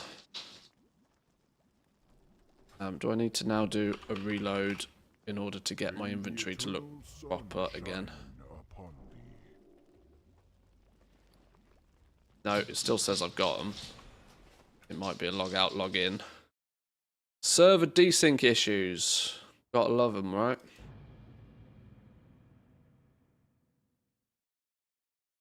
Have you skinned any majestic hides yesterday? No. I'm going to be honest, I haven't particularly looked for them yet. I'm kind of half hoping that other people find them and just tell me where they are, to be brutally honest. It's one of those things that's going to be a very time-consuming thing for me to do. It would be better if 20 people go and try and figure it out and then just tell me. If I'm going to be brutally honest. 20 people go out and try and do it, one person tells me, and then I tell everybody. That should be how it works, right?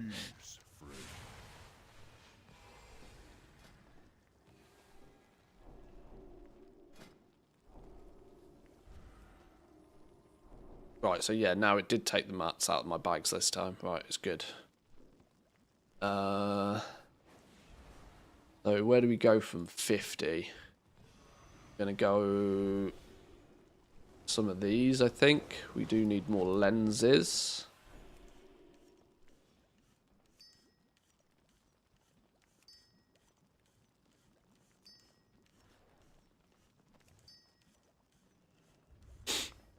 Test some stuff and supply some data, but I'm not going to do everything, not getting paid for it.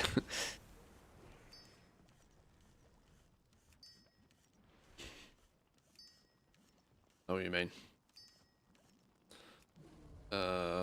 Let's craft like 5 of these, or at least until these go green. Probably. These will be the cheaper things to craft. Fun fact, if these end up being a way that you level up jewel crafting, you'll find lots of these on the auction house at low quality, which will then be hoovered up by disenchanters. Any early... This is why leveling your professions in the first like week of an expansion is both expensive, but a good time to do it. It's kind of like, it's kind of complicated because you can actually, you find all of the trash that gets created when people level their professions just floods the auction house. All this low level shit that people make. And if you're clever and you can put this low-level shit to use, this is hence why I made out like an absolute bandit on crushing at the beginning of the War Within. Because everybody was leveling up jewel crafting a bunch of gems, and then they were crafting them for first-time crafts and crafting them to level up their profession, and then just throwing them on the auction house for whatever they could possibly get for them. And I was hoovering them all up and just crushing them and like tripling my money until people realized, but that only lasted a few days. But sometimes the, what's the phrase? One man's trash is another man's treasure. You can often find some bargains in the first week of an expansion when everybody's just dumping everything that they make whilst leveling. we do seem to run out quite quickly of skill points to obtain at like 55-ish. We can start cutting these if we wish. That said, without having high quality materials, without speccing into these do start to get these will start to be quite expensive to do. Although, depends how far we get skill points wise with these. Is there anything else that would be a recipe that you'd just go and get? Don't know where this recipe comes from. That's a world drop, meaning it might turn up on the auction house. It could be very cheap, it could be very expensive, depending on the rarity. These other ones are going to come from the spec trees. The prisms come from the spec trees. So if you are going the gem cutting route, you have a path to success here. But let's assume that we're not.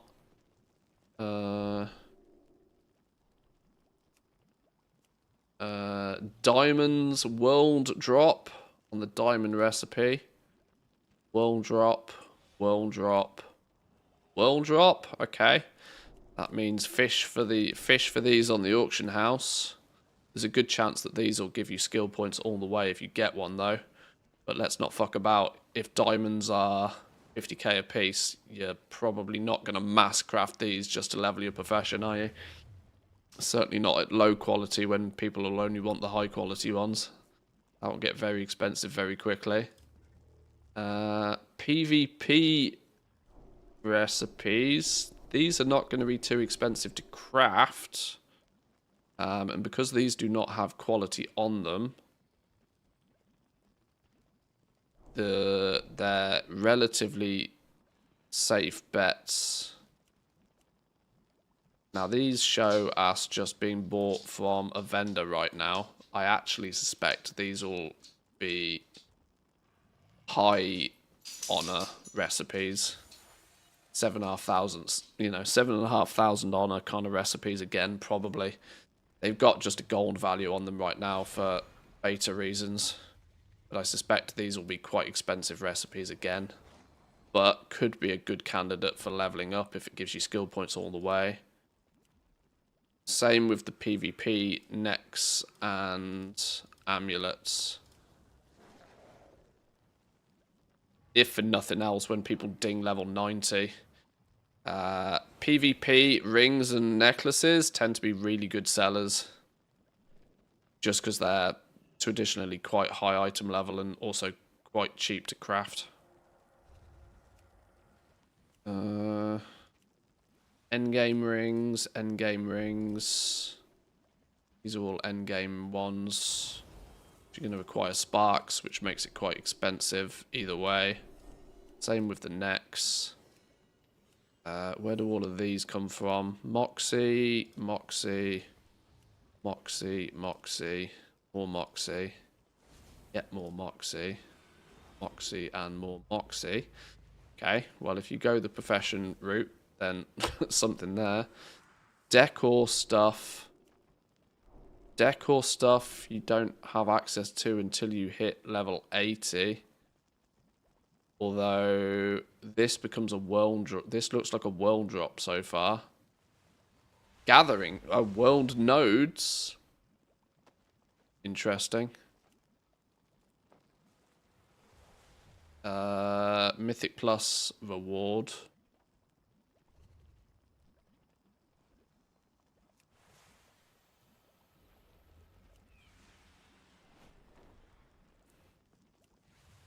Okay, not any really strong candidates so far on how you actually level up jewel crafting past your midway point.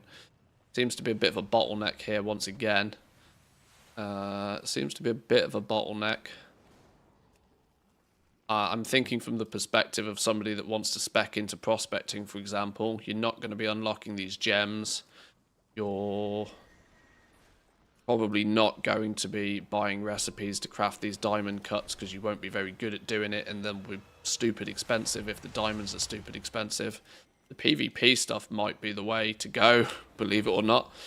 Buying a PvP recipe and then leveling that a bunch might be the way. Or making some baby sparks. Maybe getting some baby sparks from an engineer get some baby sparks from an engineer, and then just craft one of these recipes 20 times. But if you the cost of crafting this with the cost of making the baby spark, you probably would want to just craft a shitload of these first. Yeah, I know I can buy the recipes. Don't worry. I'm aware. I'm just kind of getting the theory down. Getting the theory down before you just... This is the thing I see people do a lot on when they get the cheat vendors. They don't use it as a easy... They just buy everything and then blast it to 100 and then say, yeah, it all works. What you're actually trying to test here is where are the bottlenecks. You got to kind of simulate kind of how people will play the game when it goes live to find out where the pain points are. Now, though, I should be buying up... I should buy up a bunch of moats. I should craft a bunch of these using the gem dust that I've gathered, prospected. The gems that we've got from prospecting. So let's say I buy up some moats. Who sells moats? God, I wish there was a search function on these.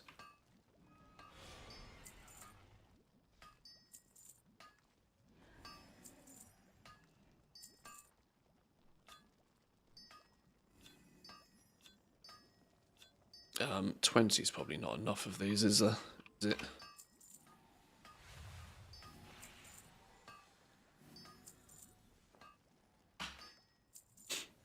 So you'd buy up some moats. You'd probably look at crafting some top tier gems at this point.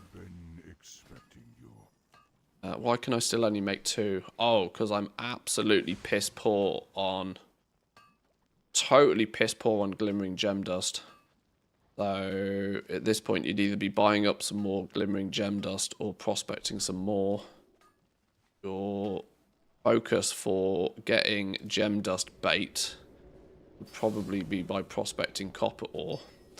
But I think we prospected 500 copper ore and it get... What did we do? We did 500 copper ore and it gave us like 30 gems, which is 20 dust. 500 copper ore gave us about 20 dust. That's really not a lot, is it?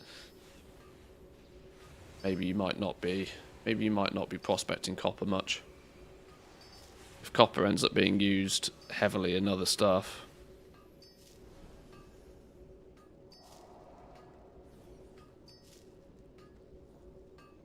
Oh.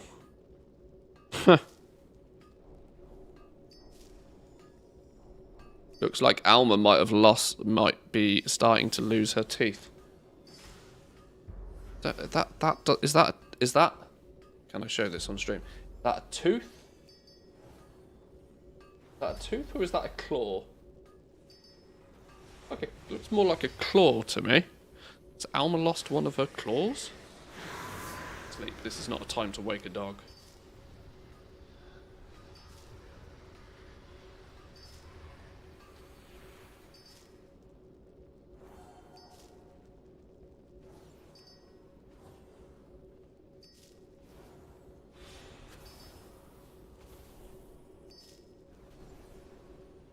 Lost a bottom big tooth. She doesn't seem too fussed though. She's lost a big tooth. I wonder if that happened yesterday when we were walking down the stairs and she bit the back of my ankle going down the stairs and I yeeted her down the last 3 stairs accidentally. Oh well, they're puppy teeth, they come out anyway. Okay, gems. Yeah, prospecting this copper ore is not very fruitful from gem perspective.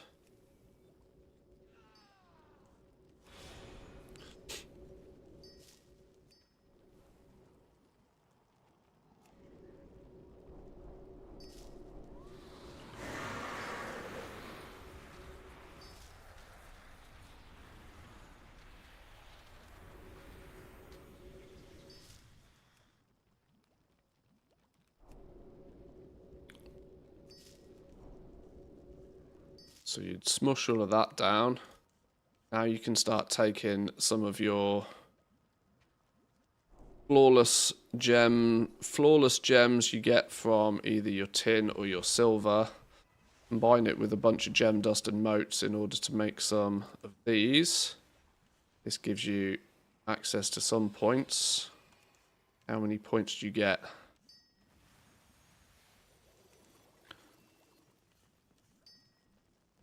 Oh, okay. Goes yellow at 60. Yellow at 60. 60 plus becomes 60 plus, the options become very skinny look. Then you are looking at diamonds, the PvP recipes, endgame rings, endgame profession crafts. Starts to become a little bit sticky if you are going the prospecting route on how to fill this bar. Because your prospecting knowledge points are going to get spent in here. Where there is 30, 60, then you can choose to spec into prospecting each of them.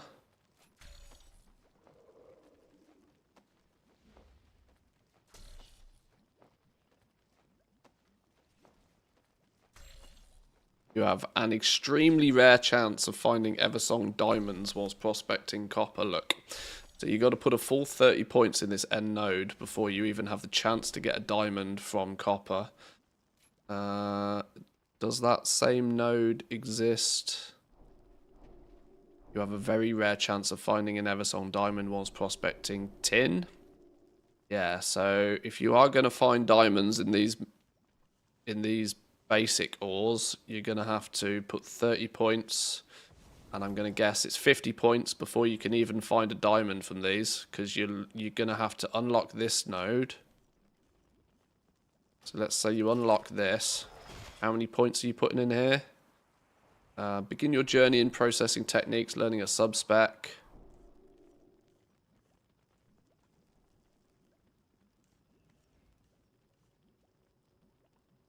So you're going to put 10 points. Oh, I need some knowledge points.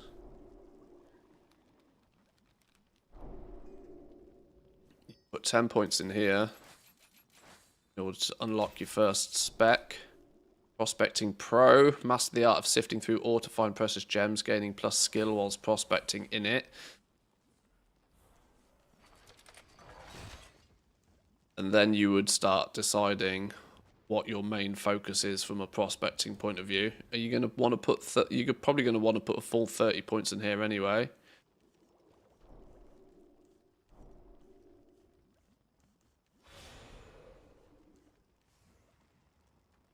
Prospect 20% faster. Whenever you find a gem whilst prospecting, you have the chance of finding an additional gem. Yeah, you absolutely need 30 points in that then. So your first 40 points... First 40 points, 50, 60, 70 points are going to be needed before you can find diamonds. Well, not technically. You can technically unlock this and then put 30 points in here. So you can, in theory, start finding diamonds with only 40 knowledge points.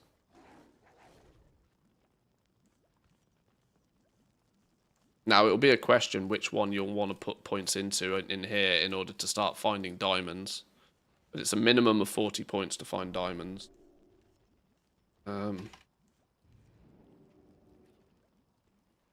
Minimum of 40 KP. Start finding diamonds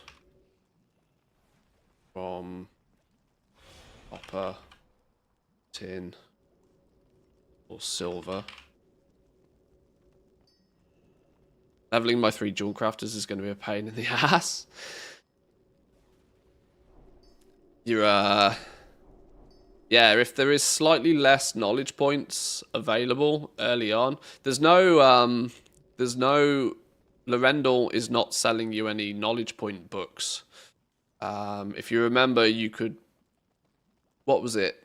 300, what was it? 200, 300, and 400 artisan security. You could buy 10, 10, and 10 knowledge point. crafts.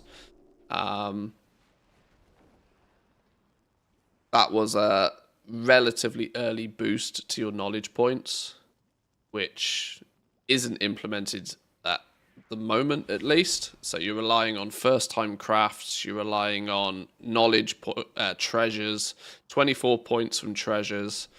So 24 points from treasures, maybe 10 points from a renown, so that's 34. Then, like, let's say 15 first-time crafts, there's your first 50 points.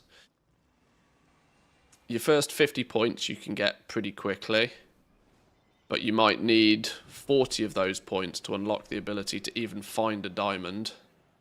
You're going the prospecting route. Then you are going to need to fill out this node. Secondly, so you're actually looking at 70 points there, so that you have the chance of not only finding a diamond, but finding a second diamond. That proc is probably going to be 100% worth the early points.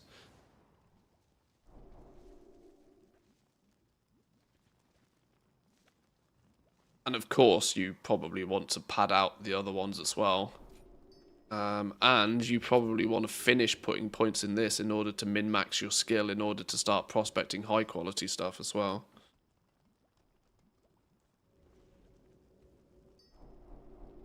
Would be my guess. What's this one look like? Learn the telltale signs of gems hiding within dazzling thorium, gaining 1 skill whilst prospecting in it.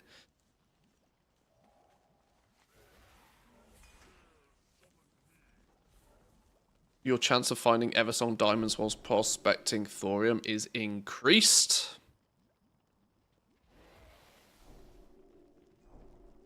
Well, we prospected 500 dazzling thorium to only find 11 diamonds last time. You max this out.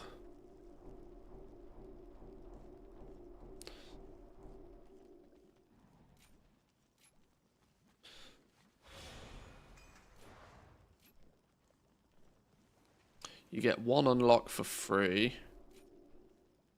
10 points for the second. 20 points for the third. 30 points for the fourth. Do these capstone nodes give anything? No.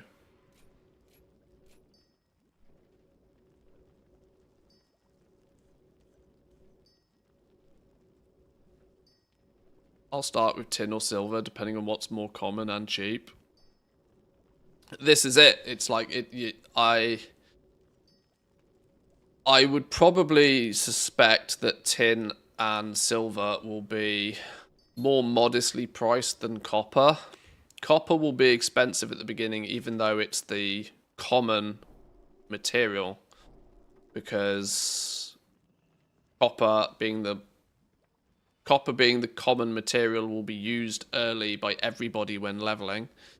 Eventually, you'll probably start processing and prospecting tin and silver predominantly. So unlocking these ones and filling these nodes out first is probably not a bad idea.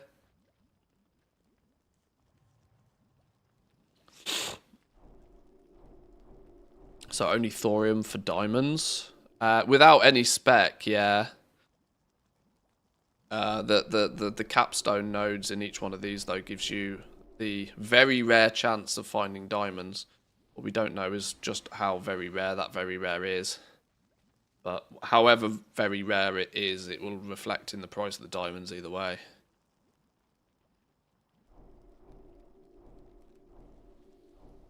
But considering prospecting copper doesn't feel very lucrative because it's only going to give you basic shit gems, it doesn't seem to give you flawless gems all that much. Let's say you go tin route, then let's say you put 30 points in tin straight away in order to allow you to prospect tin to try and get some diamonds. Let's say this is your day one prospecting build. Go out, farm your treasures, do your first time craft, scrape together 40 points. This is your day one prospector. Day one prospector. Now Now what can they do when it comes to prospecting tin? Now prospecting tin. Why is it only giving me... Oh, yeah. Oh, yeah. Oh, you're still not even anywhere near producing high quality stuff, but if we prospect now if we prospect 500 tin again,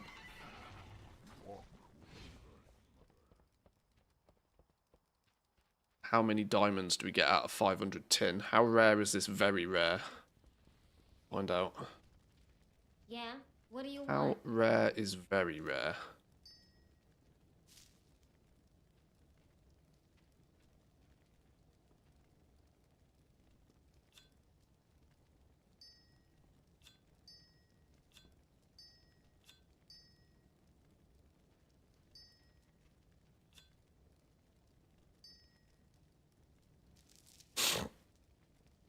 Let's put those out the way.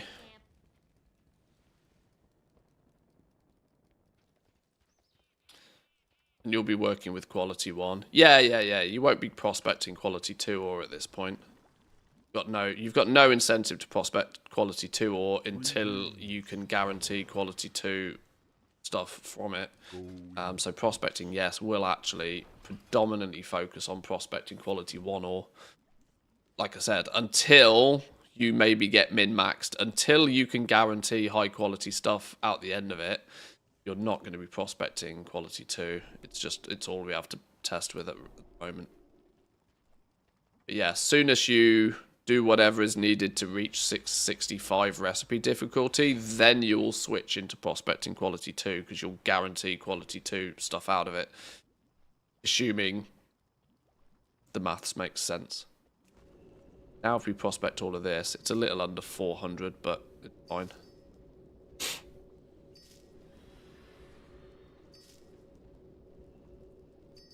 Has all of those skill points... Is that going to return any actual extra value to us from prospecting? Or does none of the skill really matter until you reach the threshold of high quality? There's our first diamond, look.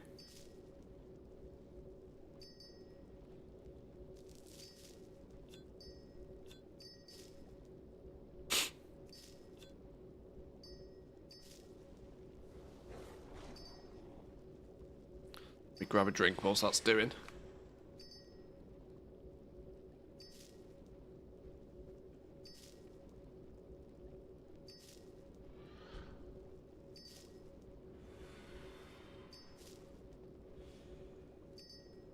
Yeah, also your day 1 prospector will have access to some basic green profession tools up here as well.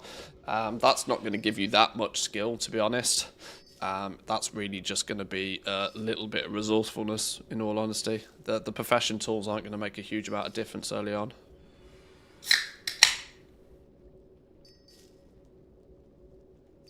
We're already up to 3 diamonds. So the very rare is actually not that very rare, which instantly tells me that there is absolutely no flipping way you're going to prospect thorium. If 40 points in prospecting can start getting you diamonds from these ores, you end prospecting thorium. It's never happening.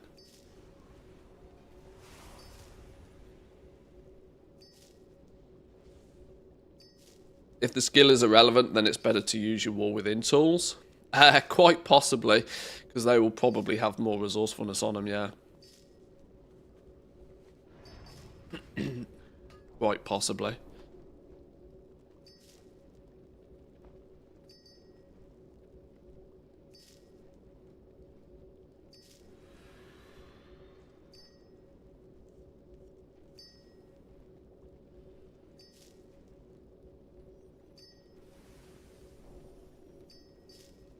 Might have got a lucky streak. I think it's a 1 to 3%.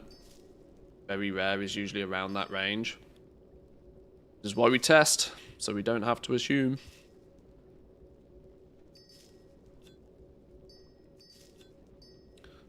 But the fact that I can go through 500 ore and get diamonds at all, even that categorically proves to me that we're not going to prospect thorium. Thorium will be way too expensive.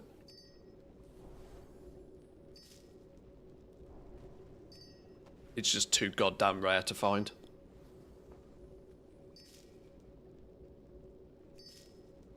Another diamond. There's a fourth.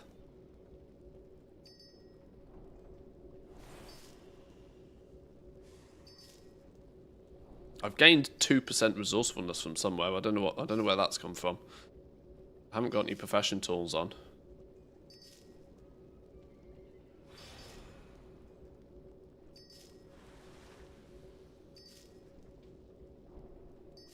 Okay, a fifth diamond.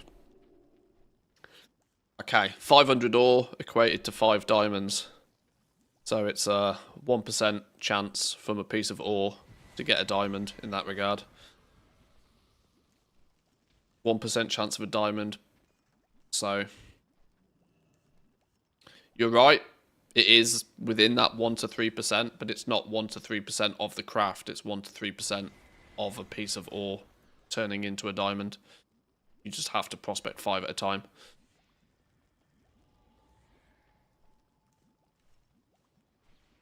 But I can absolutely tell you for a fact that 500 tin ore is going to cost an absolute fraction of 500 thorium. So there's your day one spec for prospecting will be to get 30 points in one of these nodes, basically ASAP, either silver or tin, probably. But I would point out, we don't necessarily know exactly how useful quality 1 diamonds are going to be, other than there is a strong suspicion that these quality 1 diamonds in the first week will then be used to create or to skill up your profession to 100. These diamond recipes will probably then be something people might look to power level their profession to 100. Or it will be if players like myself tell people that's the best way to get to 100 at least. Needs the prisms. Yeah, the prisms are not cheap either. The prisms are actually a good candidate for concentration here, by the way. Your prisms need 1 of each of the flawless ones, which is also not possible for you to do unless you spec into both tin and silver. You can't be self-sufficient without prospecting both of these because you will only get half the colors you need. This might possibly be your only real source of concentration output as a prospector. You might take quality 1 of everything here and slap this button. You sure are only going to get 2 prisms out of it with a full bar of concentration, but there's not really many other places for you as a prospector to use your concentration. 2 prospecting characters. Yes, quite possibly. Some people will be as crazy as to probably do 4, since at least 3, at least 3 is viable if you really want to be able to do a lot of stuff. This is what the Spectres do to us, isn't it? The Spectres push us into a position where, in the early weeks of an expansion, where you do actually have to specialize, the only way to circumvent that is to just spin up multiple copies of the profession. You know, should you have the characters, the gold, and the desire to do it, it's of value to you.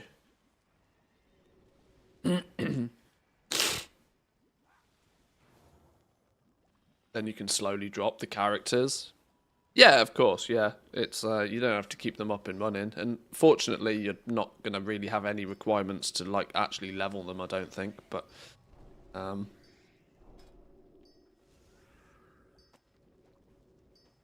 so...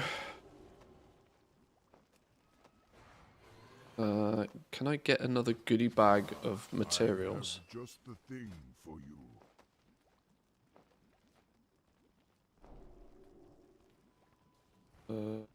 Where do I quickly and easily get a load of... Can I buy it from you?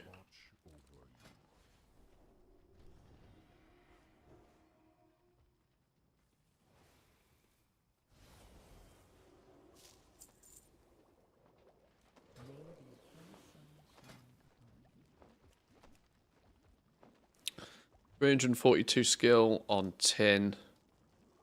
342 skill on silver. Well, that doesn't seem right. That doesn't seem right, does it? Should this not have been giving me plus skill when prospecting tin?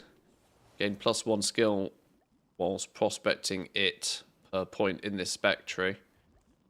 So that also doesn't work. The +1 skill points from this node don't work.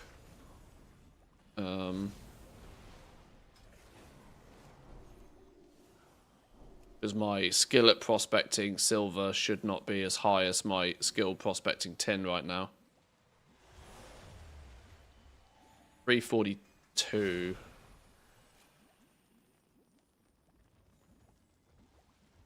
Hang on. One thing I am actually very aware of is that desync issues are plaguing this realm. So log out, log in, and just double check it.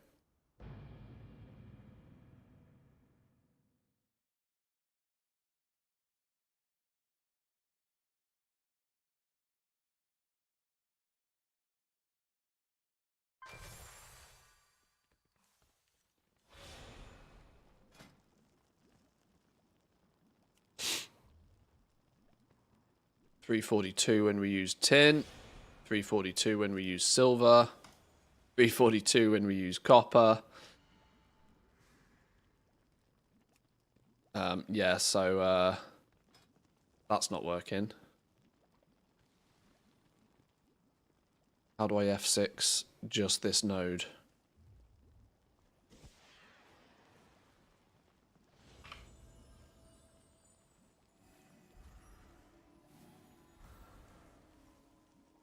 Okay.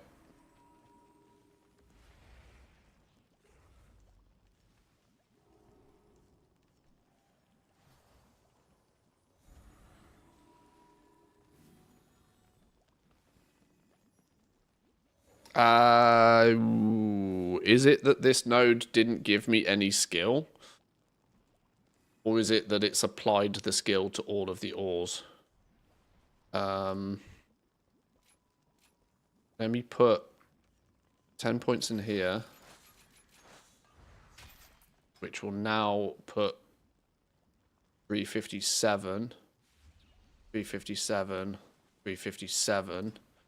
If I unlock this, but only put like a bunch of points in this, is that going to are we going to have more than 357 on all of them now? 357. Silver hasn't changed. Copper hasn't changed. Silver hasn't changed. So these nodes just don't work. Plus skill from these nodes just doesn't work. What about silver? We need 10 points from here. Give us another unlock. We'll actually boost it to 372.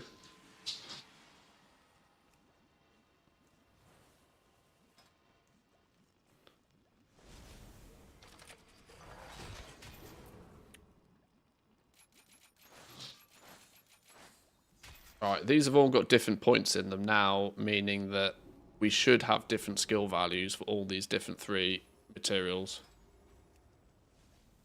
372, 372, 372. Yeah, these nodes just don't work. The plus skill that these nodes are meant to give you doesn't work. Which will probably mean then that even if you min-max this, you will not be able to get, you will not be able to reach this threshold.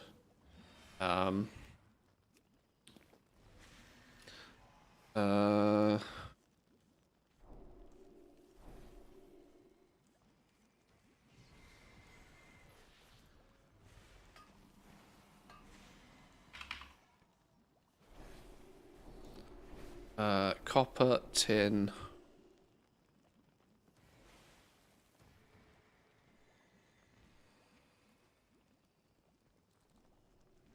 Are not awarding a skill claim to.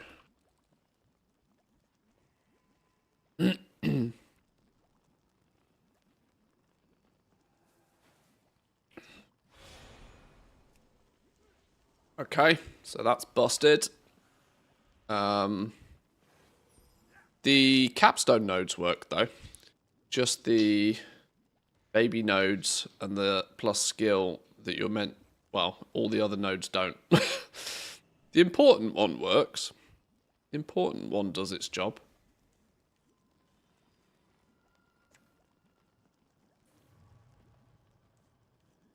I wonder how thorium plays out. If we cap that out now, prospecting should also be 20% faster. Whenever you find a gem, you should have the chance to find an additional gem. Let's test, see if that works first. Let's see if we can get it to proc 2 gems. We know roughly what our suspected output should be from prospecting 500 ore. So let's prospect 500 more now and see if we ever get any double procs. And in theory, it should be 20% faster as well. Yo.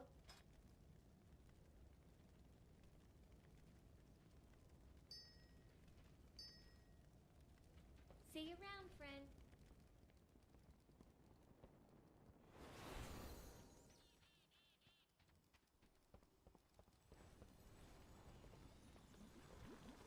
friend. Does deafness not affect prospecting? No, because they're gathering stats. You have no access to them as a Dawn-crafter. So let's prospect 500 more silver. We know what we should get from 500 silver, map-wise. Let's see if we do. Let's see if we can spot any double procs on the gems.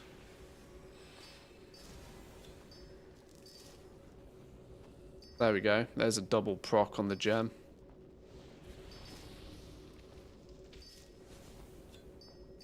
There's another double proc on a gem.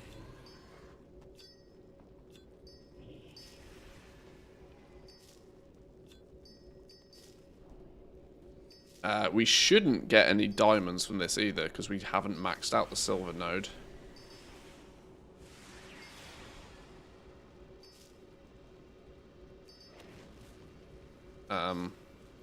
Does it feel 20% faster? I don't know. That wasn't something I was paying attention to.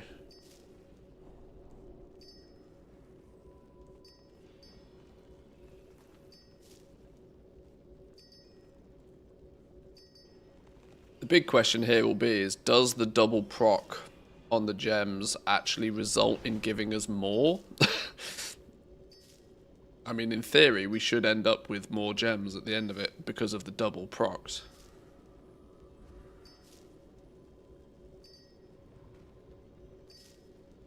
The yield should go up.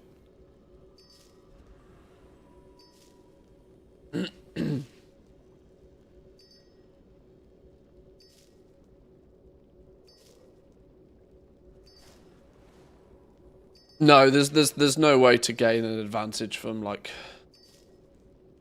There is a crafting speed potion from Dragonflight that worked. I don't know if we're getting an equivalent of the Weaver buff, but there's another double proc on a gem.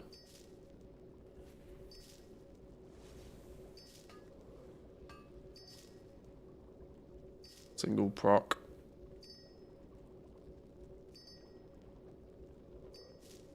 For reference, we should be looking at about 8 to 10 of each of the gem colour. About 85 glass, 115 stone. And about 8 to 10 of each of the gems. We've still got 100 ore left, and we've basically got 10 of each gem. So the double proc does seem to increase the yield. But that works.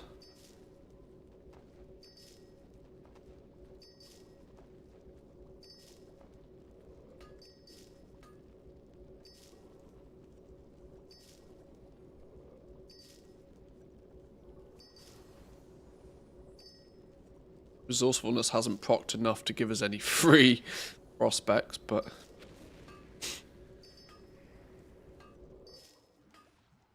think we gained the grand total of 3 bonus ore from that entire adventure there. But yes, we did get slightly more gems, so the double proc does seem to work.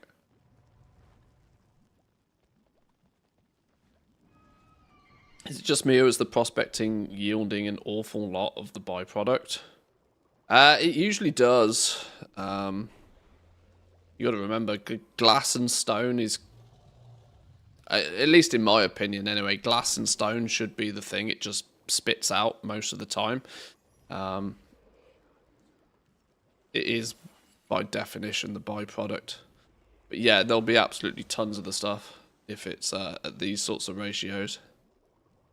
That is, you know, even this doesn't feel like an awful lot of stuff from 500 ore.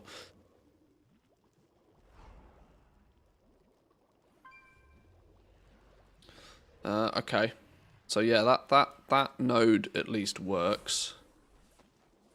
It felt 20% faster. I couldn't put science to that, but whenever you find a gem whilst prospecting, you have the chance to find another one. Did work, which is good. We should now be able to unlock thorium. Should we put like 20 points in thorium?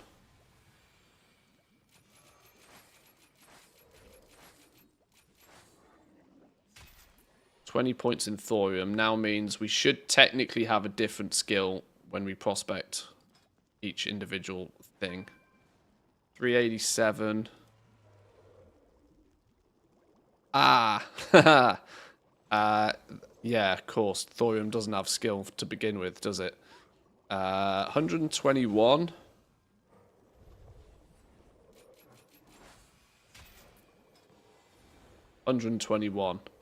That fucking node don't work either.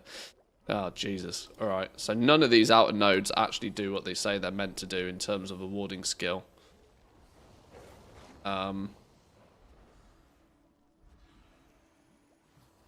Yeah, and also due to the fact that thorium doesn't have a quality, actually means that this is physically impossible. The only way you could ever possibly prospect thorium and expect quality 2 outputs is to concentrate on it. That's your only possible way. It's literally impossible. But as I've mentioned already, it seems by design that you are probably not prospecting thorium. Not that you can't, it will just be very, very cost prohibitive to do it.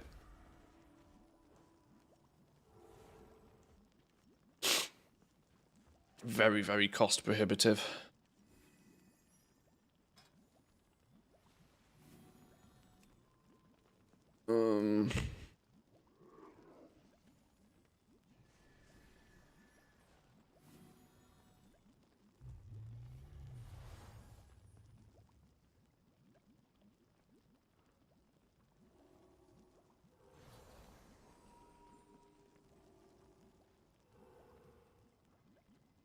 There's part of me that feels I need to keep a bit of a log of what shit works and what shit doesn't as well, so then in later weeks we can come back and see if it's changed or been fixed.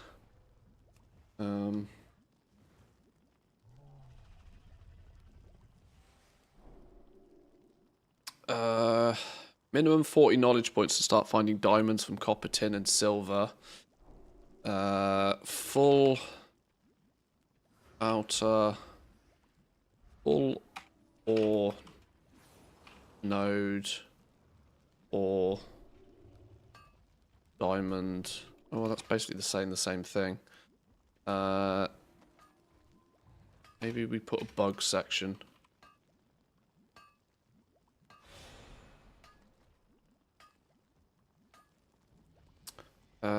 Outer ore nodes are not awarding skill. Keeping a little bug tracker of things that we find ourselves will also mean we can continuously pest a blizzard every time we get a build and it's not fixed. Just keep hammering through to make sure it all works. Looks to me that Blizzard hasn't even tested professions themselves at all. Most of the plus skill nodes are non-functioning, and every craft is 80 to 150 points short from max. Well, this is the problem, right? They often might be 80 to 150 points short because you're not getting the skill in the nodes. If the nodes worked, you know, one fix might fix the other thing, you know. This is where it's important to actually methodically go through and figure out where the actual issue is. People that just turn up on these vendors and just max everything.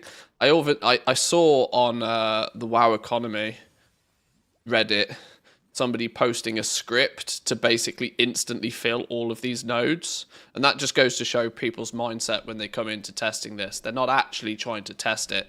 They want to push their professions to 100% and then see what's possible and then say that it doesn't work, but that's not super helpful.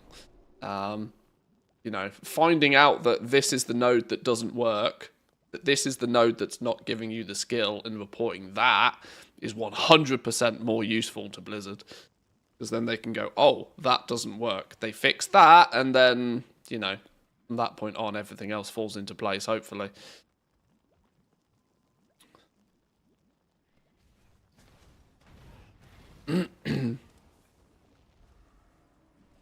Uh, 30 points in Prospecting Pro.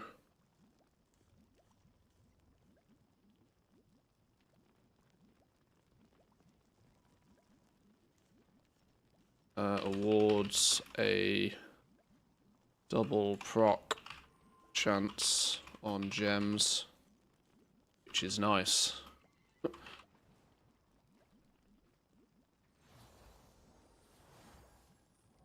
So yeah, now we can determine that these aren't awarding the skill that they should be. It doesn't really actually matter to push these any further, other than just to maybe test how frequently we do get. This one might be an interesting one to test. Another 500 thorium, actually. We got 11 on our first one. I wonder if the chance of finding Eversong diamonds whilst prospecting increases. I wonder what the increase ends up being. We will actually max that one. Then let's maybe do another 500 thorium. Do another 500 thorium, see what we got. We got 11 diamonds. That's a 0 skill prospector. Fully specced into this, or more fully specced into it at least. Maybe it will spit out a bit more than 11. Why would Blizzard test anything when they get testers for free? Well, yeah, exactly. You got me sat here doing it in front of you lot, as far as Blizzard are concerned, for free.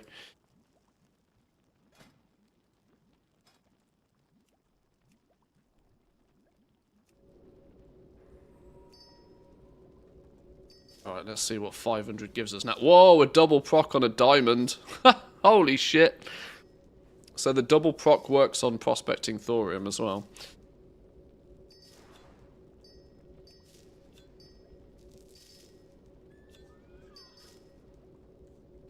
Purps, reds, greens and blues. Holy shit, we're up to 8 diamonds.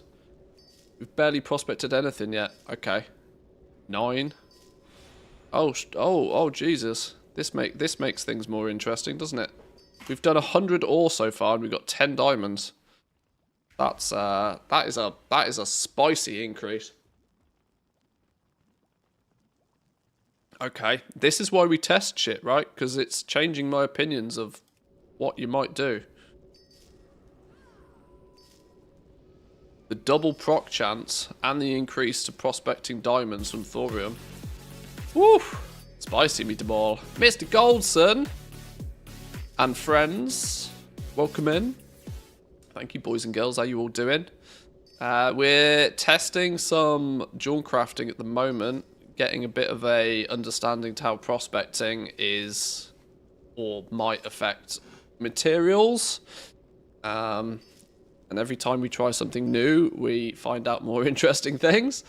So far, we found out that as a naked jewel crafter with no skill in any of the spec trees, your prospecting results are pretty poor. Yet some things works. We found some things that don't work. But so far, you can definitely increase your performance. We're prospecting some thorium right now. Earlier on, we prospected 500 thorium without any skill in the profession whatsoever, without any spec points or nothing. Found out that from 500 ore gave us 11 diamonds. That was our baseline value. Now we've put some spec points in and are retesting again, and we're already up to 24 diamonds this time, so it does look like the yield dramatically increases once you put a few talent points in place. We should get 85-ish glass, 107-ish stone, and between 10 and 15 of each of the gems normally. But of course we're also getting the double proc chance. Proc to diamond and a resourcefulness proc. Love to see it. We've basically tripled our diamonds. We've pretty much tripled our diamonds by putting points in that thorium node. We got 11 off 500 last time, and we've now 31. Nearly tripled our output.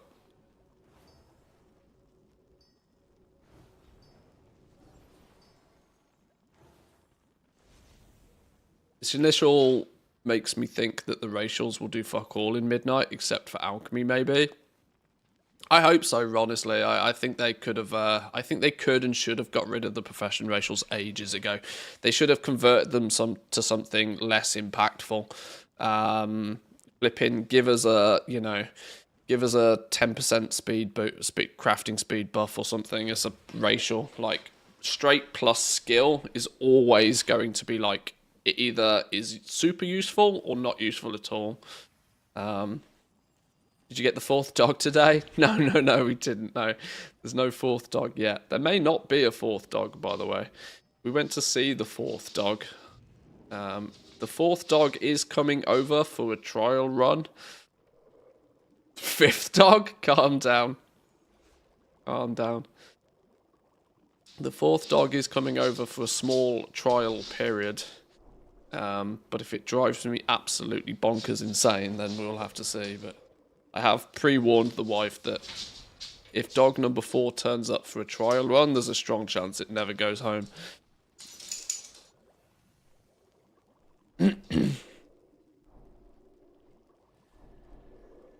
But yeah, that's a sizable increase to the amount of diamonds.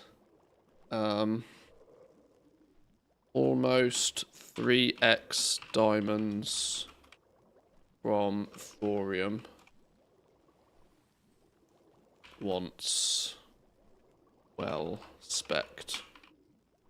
So we put a full 30 points in this end node in order to get the boost to the amount of diamonds. And this boost, along with the benefit of having the chance to find a second gem, resulted in about a 3x improvement to the amount of diamonds you get from prospecting thorium, which is impactful enough to kind of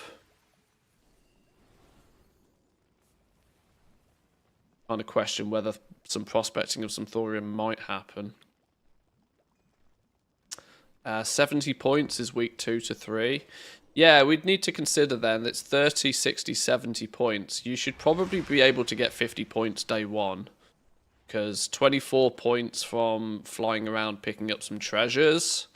10 points from doing the renown for whichever faction jewel crafting needs.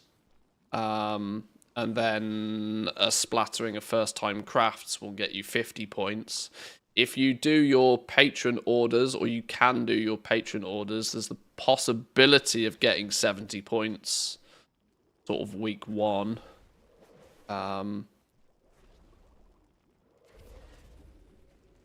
Maybe, possibly. Depends what other bonus ways there are to get knowledge points.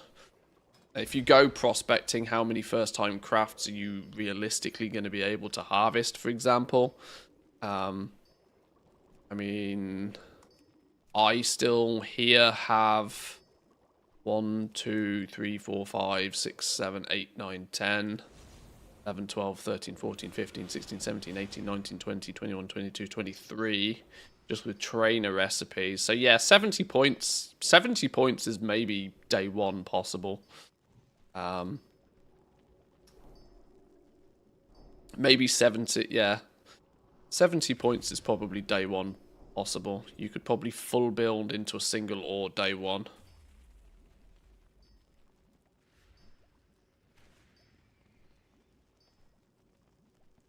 The interesting thing about going this route is it doesn't really seem as if it's going to have any strong need, short term at least, to be pissing around with this business. Although you will absolutely need your professional tools and accessories if your plan is ever to reach the recipe difficulty limit. We know these nodes are bugged. I've already proved that these nodes are bugged. They don't give you the skill they claim they give you, but how much do they claim they should give you? 30 points by filling it. What do we get here? 35, 40, 45... 55, 65, 80. So you're actually missing 80 skill. You're missing 80 skill from this node being bugged. I'm going to assume it's the same for these two as well. So 80 on top of 387. So we could have 467 right now. Another 39 points could come from here. That's 506. There is absolutely no fucking way you're getting from 506 to 665 from putting points up here. Absolutely not happening. What are we missing from here? We're missing... That give you get 1 point per skill point in this, but the question is do you? Is this node bugged as well? What have we got right now? 387. That should be 388. 388. Okay, so that node works. That node works. Ingenuity. Crafting and salvages are faster, consume less concentration when concentrating on reagents and salvages.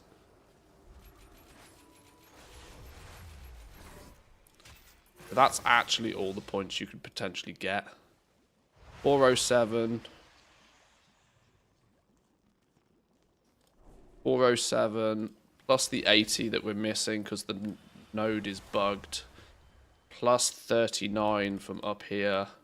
You're at 526 and you need 665, so we're 139 points short, which you are not getting 140 points from up here. You are not getting 140 points from up here. In the War Within, you only get 40 points from these. Even if there's epic ones that maybe give you 50, let's say 60 at best, you're not getting 140 points from here. Basically meaning getting quality 2 outputs is a concentration only thing, as far as I can see, with how it's balanced right now. If quality 2 gems only exist via concentration, that is actually wild. You're missing 100. Yeah, it does feel like if you get 40 points from up here, that there's 100 just missing somewhere, or that they'll rebalance this to 565 or something instead. But as it stands at the moment, no high quality gems via prospecting without the use of concentration. One thing I want to point out though, and it's something that has cropped up a lot in the professions, is I don't know if this is by design. Because, look at this node. Look what this node says. Consume 5% less concentration when concentrating on reagents and salvages. And this kind of node appears all over the spec trees in all of the different professions as well. There seems to be a lot more emphasis within the spec trees of saving you concentration, giving you better ingenuity, that sort of thing. So I don't know if it's their design to limit you from actually ever being able to reach this without concentration. I agree, in this sort of scenario, it is a bit dumb. Because, well, let me put it this way. If the only way to ever get high quality gems is to flip in prospect with concentration, that is mental. That will make the... But then there's a bit of a knock-on effect to all of that as well, right? It could then end up being that the only way to get high quality...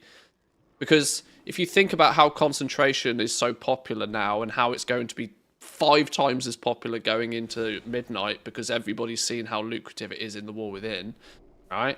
Just think about, you know, well, do people need high quality gems?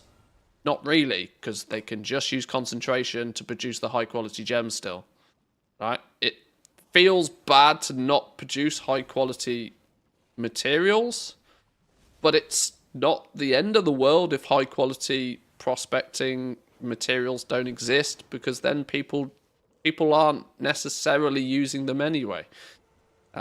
Most markets have been pretty much every single market has been fully facilitated just by concentration crafters. But it is a bit of a feels bad to General Joe, who comes along and just plays with their one profession and then puts all of the spec points in the places they expect to put the spec points, and then still can't actually get anywhere near the finishing line. There is a bit of a feels bad there.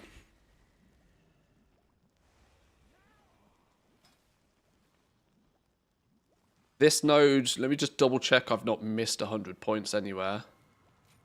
This is 40 points, but this is only to crushing.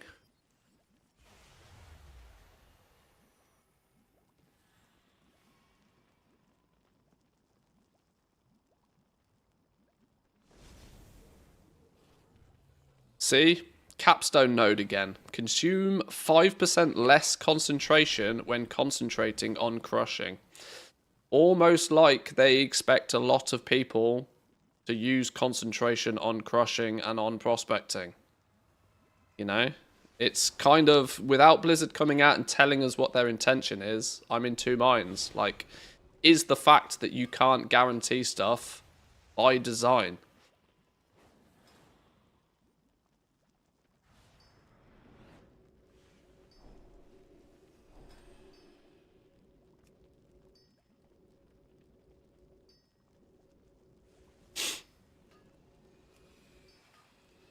You can concentrate crush 3 to 4 times weekly. Which is still enough if you want to be self-sufficient. Right? How many gems does one individual character, one individual player actually need every week? Maybe 1. They get a new piece of gear. You know, they get a socket from their vault because they didn't get anything else in the vault. They get a socket, they buy 1 gem. Your single player, if they want to be self-sufficient, they don't need huge quantities of stuff. We just look at professions as a way to print gold, whereas Blizzard also looks at the professions from the perspective of if somebody levels their jewel crafting, and let's say somebody wants flawless, versatile lapis gems for their own gear, well, how many of these gems does that player actually need? Well, not a lot. They can come along once every couple of days with some basic materials from prospecting, use some concentration, and get the gem that they need. Players who don't look at the professions as a way to sell all of their shit and make a lot of gold can be very well self-sufficient, even without any need to guarantee top quality stuff. This is why I'm not totally against crafts needing concentration, because the reality is in the War Within, the majority of the market was supplied by concentration crafters anyway. So few people were actually mass producing stuff in the War Within. So few people, because the margin was never there. The margin was pushed so low because people could mass produce stuff that the market actually went below guaranteed crafting cost into the realm of like concentration only crafting, and it sat there most of the expansion. Players who come along and use a profession just to be self-sufficient for themselves, if somebody picks jewel crafting to make themselves some gems on that character, there's no limitation to those players being able to do that, really. The only argument for guaranteed max quality, that argument only comes from people that want to take a profession and print gold with it. That's not really totally 100% what Blizzard aims for. Of course, Blizzard wants players to be able to play with the professions and make a little bit of gold if they want to, but their number one priority seems to be, and hence why they've taken away one of the qualities, their sort of, you know, their focus with the profession seems to be a lot more towards can somebody be self-sufficient? And if there's enough within the profession to be self-sufficient, anything else on top of that is just a bonus for, you know, goblins like you and I to try and figure out and optimize and make some gold from.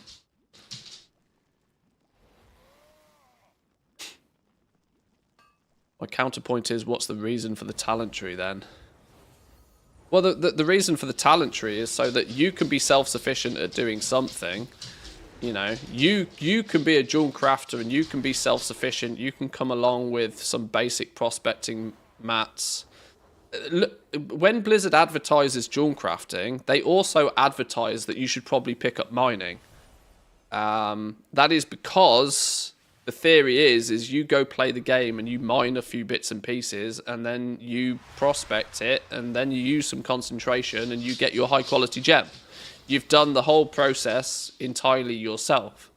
But the spec trees are there so that you can come along and maybe share your expertise with a guildmate on making a gem or two, but another jewel crafter in your guild can come along and then help you make your you know, PvP trinket or your ring or something like that. They've spec'd into something else. It's meant, you know, the spec trees are meant to facilitate you specializing, but in quite a close-knit environment, you know, within your guild, for example.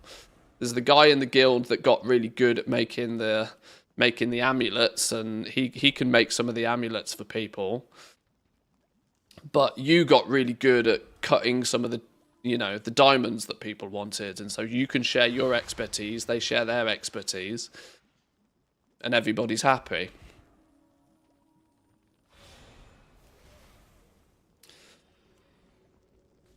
The reality of allowing every single craft to be guaranteed at maximum quality basically means that the entire economy is just flooded by so many people trying to do exactly that, that the margins get pushed below the guaranteed crafting cost, and so then everybody says that there's no profit in any of the professions ever. The same. It's a circular problem, really, which is why neither solution is the better solution, because it results in the same thing.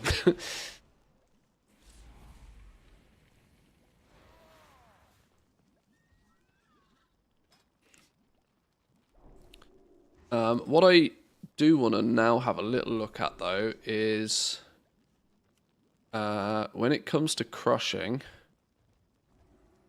you can crush diamonds.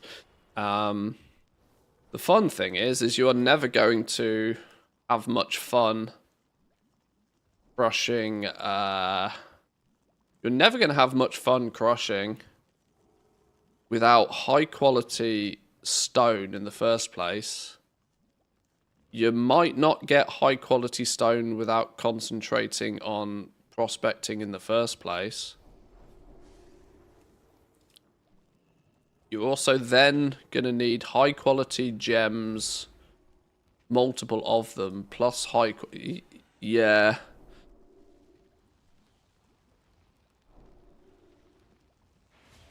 Not being able to guarantee high quality outputs from prospecting doesn't have knock-on effects. We've got 96 skill here. 96 skill. Does this node work? 96. It should be 101 now, right? Should now be 101. Yes. So the plus skill does seem to work from this one. 101. Now it should be 106. 106. Right, so this node works. But is that 407?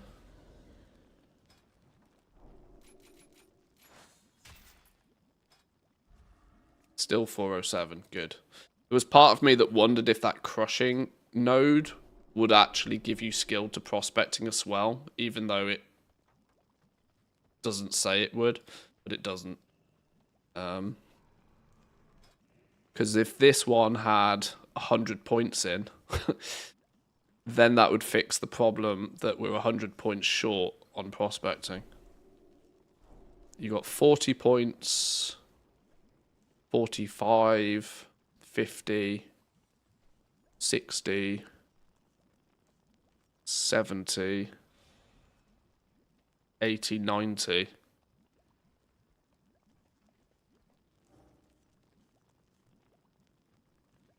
Yeah, you almost get enough points from this tree that if this gave you skill to both crushing and prospecting, it would sort of fix the problem that we feel like we're 100 points short on prospecting in the first place.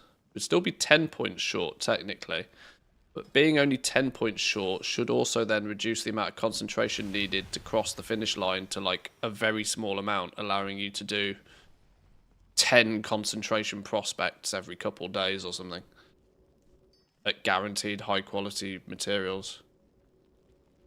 Maybe that's what Blizzard needs to do. Maybe they just need to adjust this node to also give you skill to prospecting, and then the whole thing fixes itself. It would also make the racial actually cracked at that point, yeah, but yeah.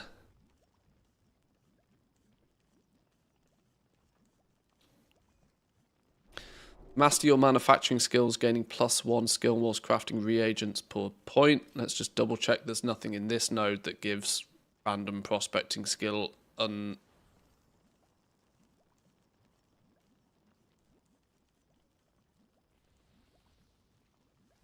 all of this with reagents. There's also the possibility that this isn't full build though, is it? We're talking about, what we are talking about here is being able to unlock different things. We sort of said that there's like 70 or so points in here. Technically 90 to fill all of these, really. 90 points to start getting good at prospecting, but that's not the whole story. Because you're also going to want to boost your resourcefulness, which is in here somewhere. You're going to want to put probably 30 points in here. No, you want to put enough points in here to unlock this node, which is your resourcefulness node. So at least 5 points there. This base node giving you ingenuity as well is another one of those things that just screams that they want you to be using concentration. And the only way they can make you care about concentration is to make it so you can't guarantee stuff and have to use concentration. Improve your jewel crafting fundamentals, gaining 2 ingenuity per point spent. So there's up to 60 ingenuity up for grabs just by filling this node up.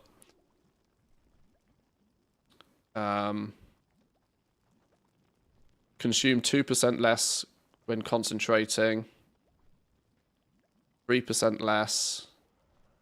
Another 5% less, so that's 10% less concentration in total. 15 more ingenuity. And jewel crafting is faster.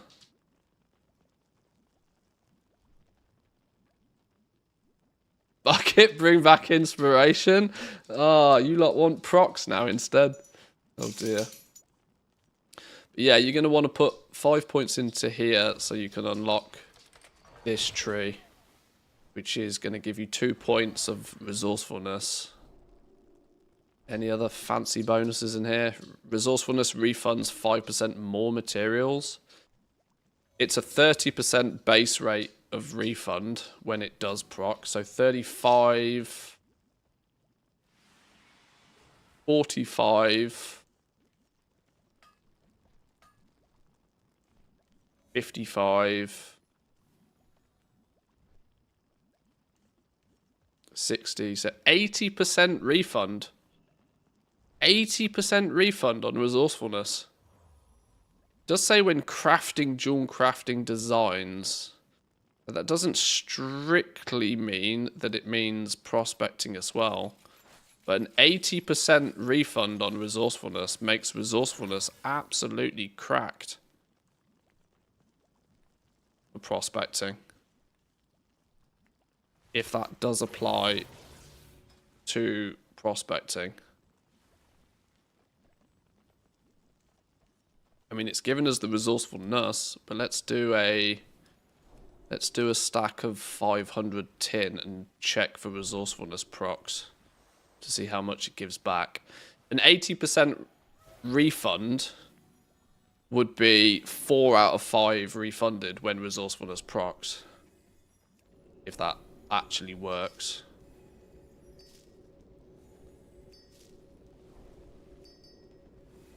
Reagents saved. Didn't say how many reagents saved.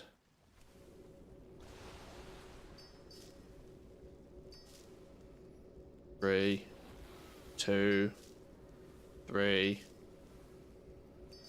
It's definitely more than the 30% average that we know resourcefulness to do.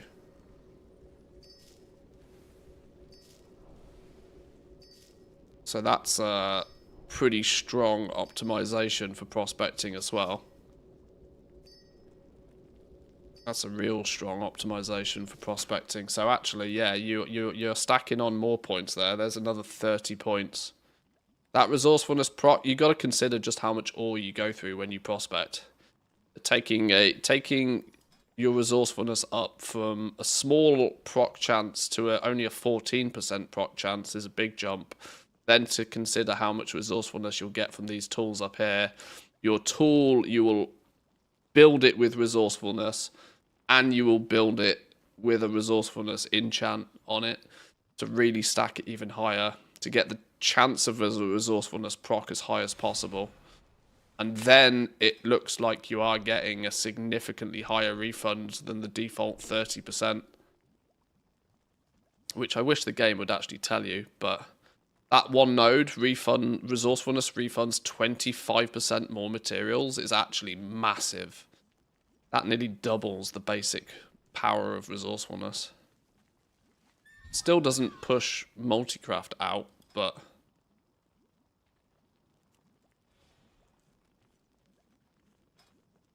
it does make the maths more interesting.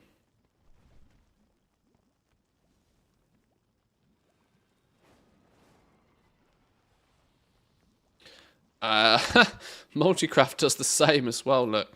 Multicraft grants up to 10% additional items just on learning the spec. 10% additional items, so 20% more, 35% more, 50% more. Holy, okay. So if multicraft on a gem procs between 1 and 4, it's probably going to move it up to like between 3 and 6. That's going to make some monstrous multicraft procs on gems. Oh boy. Woo!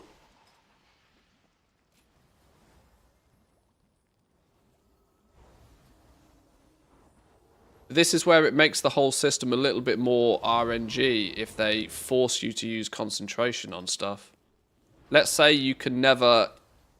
Let's say you know that you're never going to be able to get this recipe difficulty for gems, but you stack your resourcefulness so you get an 80% refund when this procs, and you get, like, instead of 1 gem, you can get up to 6 gems from a multi-craft proc when crafting gems. Stack the multi-craft to the hills up here with your tools and accessories, enchant the whole lot, put your full points in here.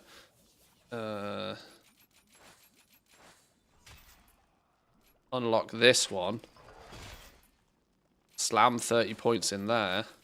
Now all of a sudden you're getting 50% more gems when multi-craft procs. You're at 10% here, but when it procs it goes to the hills. Let's do... I need more dust. Just give me... We're on cheap vendors now. Just give me more dust.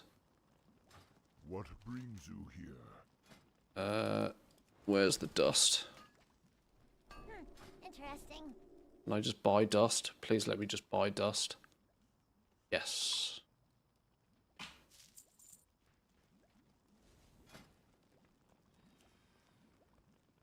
See if we can get a multi-craft proc.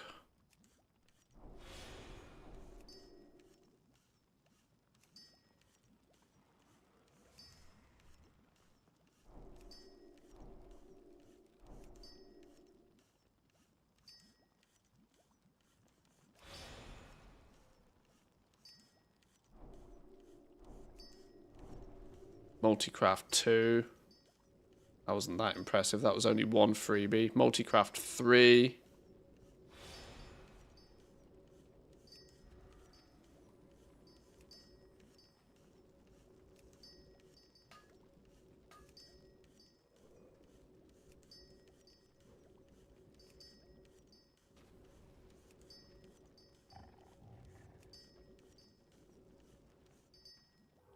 Alright, well those actually felt within normal range, but maybe that node also doesn't work. The winds guide you. We shall meet again.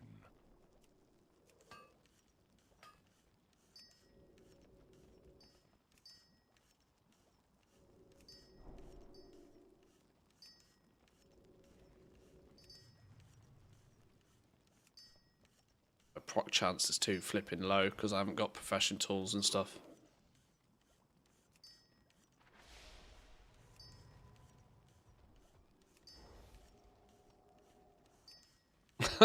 %10 chance is not working on these.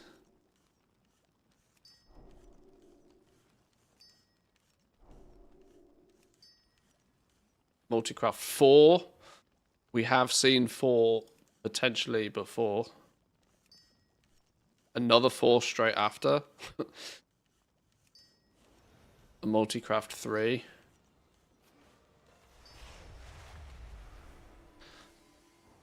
Okay, it seems to have only bumped up the multicraft chance a little bit there, but 4s and 3s being more regular is definitely going to make the profitability of multicraft even stronger.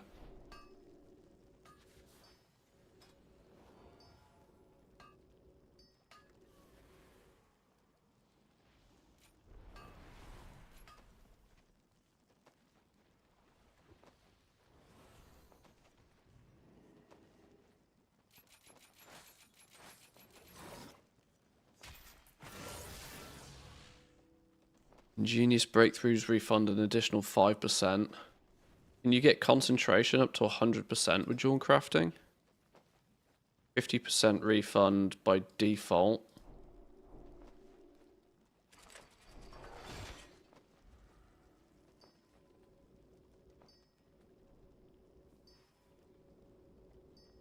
Five, 10, 15. No, only 20% more.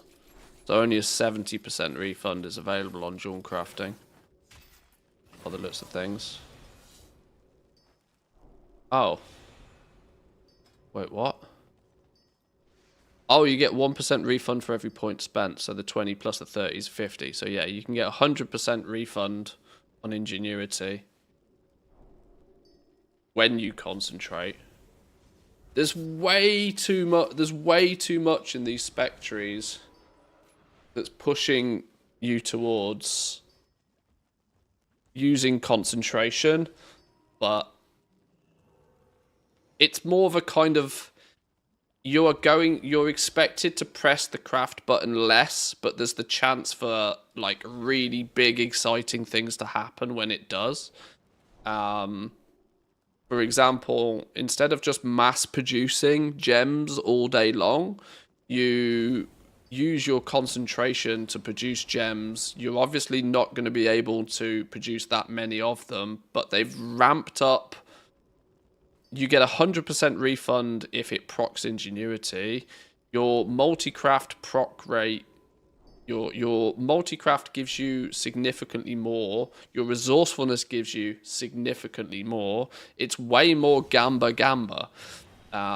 It's way more that you press the button less, but bigger, more explosive things can happen if you get lucky. Is how it feels. And so much of it looking like you may not be able to reach recipe difficulties without concentration, and the spec trees only emphasizing that by having nodes saying you just use 5% less concentration, really pushing you to pushing the theory that you are meant to be using concentration, or at least caring about it more.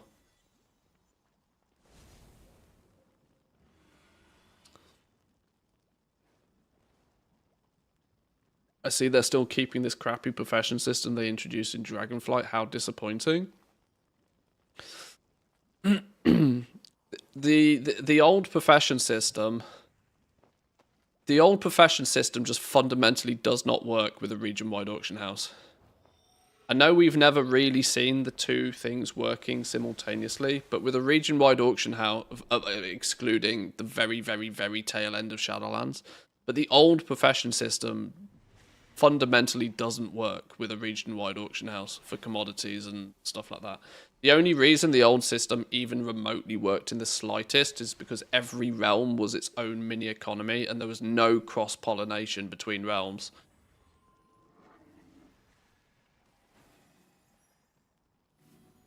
The things where they really should have simplified stuff, though, is here. These spec trees, so much should have been... This is where they should have focused their simplification, not just slicing aspects out. This is what should have been simplified, for sure. I think they were... did they keep finishing reagents? No. Most finishing reagents were axed. What they do look to have done, actually, and you can see them on one of these vendors over here. I need to actually maybe possibly put some... Hang on, let me put some points in gems real quick. Give me a second. In fact, I need to look at that in a bit more detail. They've put... The only finishing reagents that you seem to have access to are the plus skill ones here, but they have added some stuff, look. So the only finishing reagents that I've found, there's certainly not anything that you can craft that's a finishing reagent, by the way, but the plus skill ones still exist. They've been slightly changed. The Artisans Consortium Gold Star. You probably get these from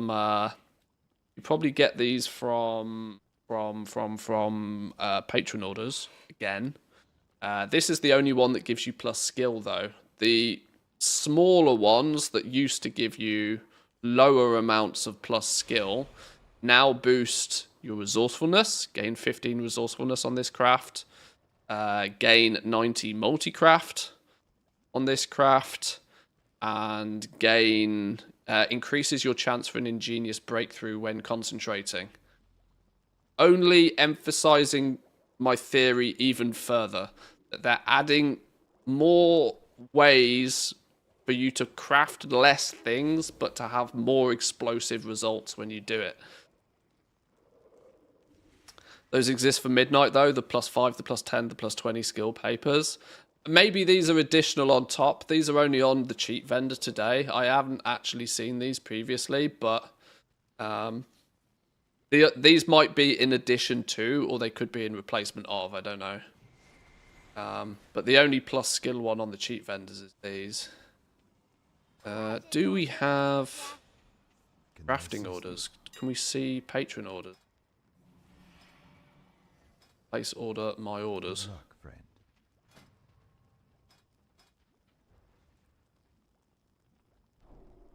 friend. People are putting orders to get their stuff crafted.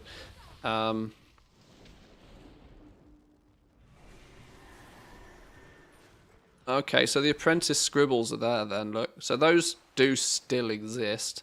So maybe those resourcefulness, multi-craft and ingenuity ones are just extra ones that are available somewhere, somehow. Didn't like that. Oh, really didn't like that. Let's go the other way. Oh, didn't like that. Oh, Blizzard.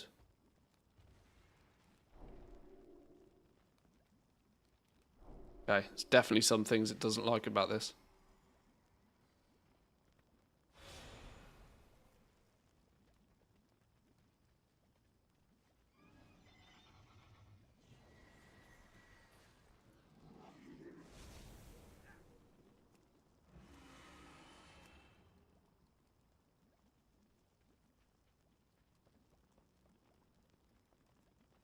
Requires Kazalgar jewel crafting. Whoops.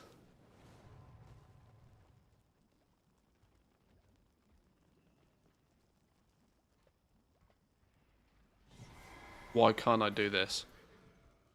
Once all requirements are satisfied, you can craft the order. Haha, because it wants it at high quality. Even patron orders are pushing you. Even when they provide all of the materials, they're pushing you to use concentration.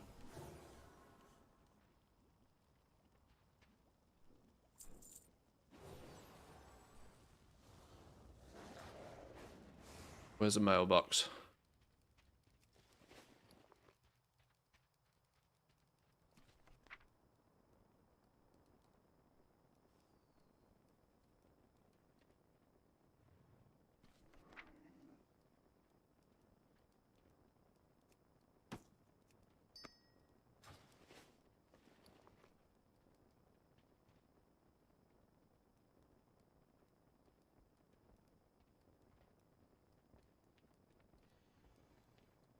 Does it say? Midnight jewel crafting. Should require midnight jewel crafting.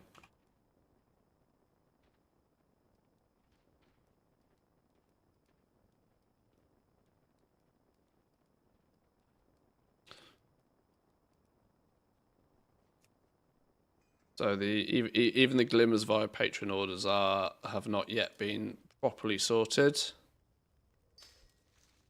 Lure drop, resourcefulness rebar. Combine 5 resourcefulness rebar to create a resourcefulness routing. Increases your chance to return some reagents after you finish crafting. Gain 3 resourcefulness for this craft. So that's new. So yeah, this looks to be how you maybe get the fact it gave lure drop is also wrong, but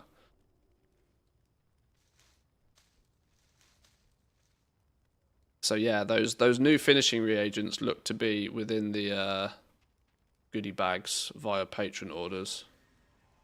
But so yeah, in a way, in a way, finishing reagents are still in, but in a slightly different form. These are also soulbound as well, by the way, so there might not be any trade going on these.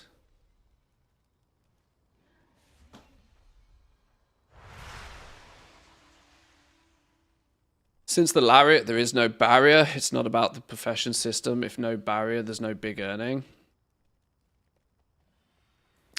Yeah, there does need to be some friction. There does need to be some barrier to entry. This is why I'm not totally fussed if everything can't be crafted at max quality. It's one of those that I know why people want it, because people want to feel like if they put time and effort into their professions, guaranteeing something without messing around with something like concentration, they feel like is their right. And it makes sense, right? If you have a target, you want to be able to achieve that target. You don't want to... It was a bit grim in... It was and the problem is people remember Dragonflight as well. That in Dragonflight you got within 10 points of being able to guarantee something, and then the brakes were slammed on you, and you could never get there, and it felt weird. And then that made you had to use inspiration procs to get the high quality stuff. But people didn't particularly like that. They wanted deterministic results of their crafting. And going into the War Within, they gave everybody deterministic. They gave everybody guaranteed top quality stuff. But the end result of guaranteeing top quality stuff is that if you can guarantee top quality stuff in an unlimited quantity, so can every other crafter. And so, surprise, surprise, before too long, all of the margins on anything mass craftable were zero. And in many cases, the margins got pushed below that because the market was being facilitated by concentration crafting those same items with a much lower crafting cost. So actually, not being able to guarantee things at top quality and having to use concentration ensures that there is some margin there for everybody that crafts that thing, because it will prevent the flooding of a market with mass-produced items, and it will actually mean that, you know, prices might be a little bit more buoyant, and most people can look at their professions and see, okay, I can craft this with my concentration today and make a bit of gold. This is for the reason why I'm not totally against not being able to guarantee everything at top quality, because I actually somewhat see the economy and the professions being more inviting for players for when they open their profession and they can go, oh, well, I've done this so far. Well, oh, look, I can come here and I can press concentrate on this, and I can take some basic, you know, materials, and I can make something that's either useful for me or I can sell it for a few thousand gold on the auction house. Kind of exactly what the professions, I think, are meant to be.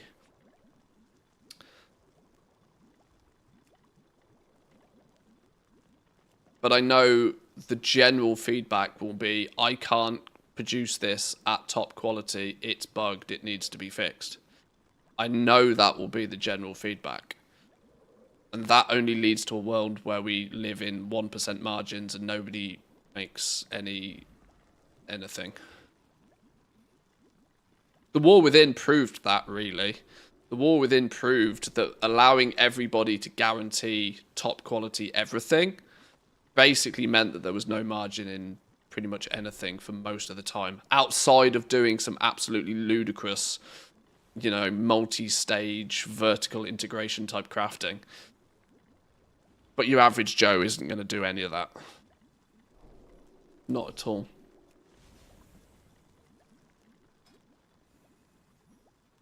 I need to take a quick bathroom break, boys and girls. I've been sat here for 3 hours now. I should go take a quick bathroom break, and then we might look at taking this profession and just zerging it to maximum everything to see what it looks like a few months down the line once you do have everything. Yeah. Or we might look at another profession. Full stop. Who knows? We got plenty of time, though. Back in 2.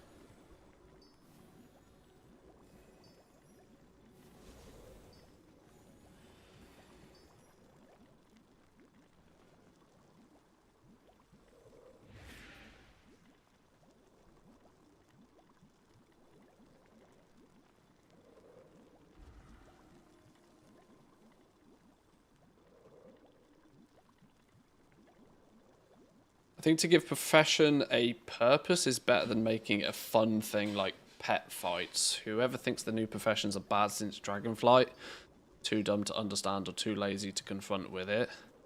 I mean, I wouldn't go to that degree.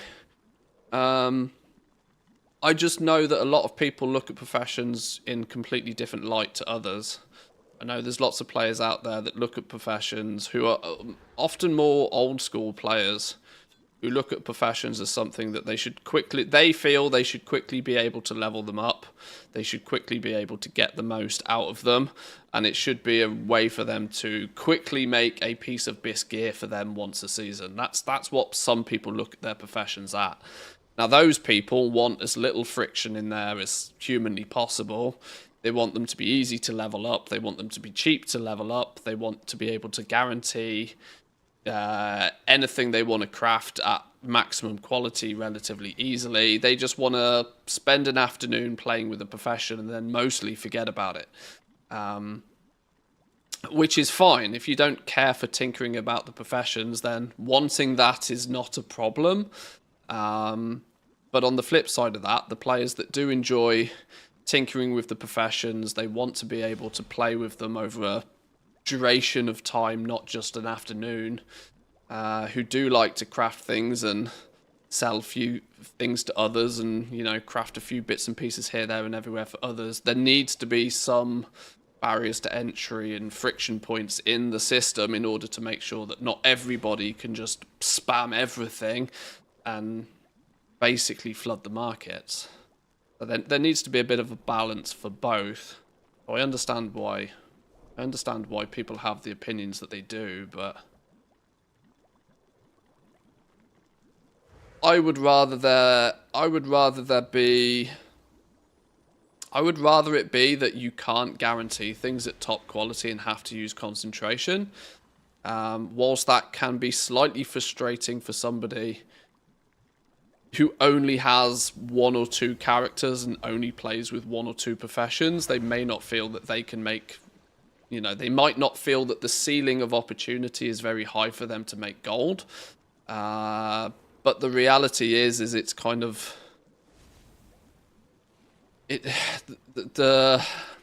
what Blizzard has to do in order to make it so.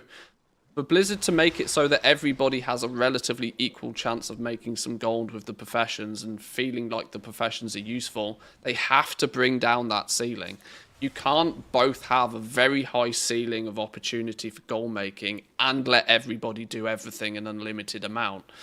Those two things don't work together. You have to bring the ceiling down.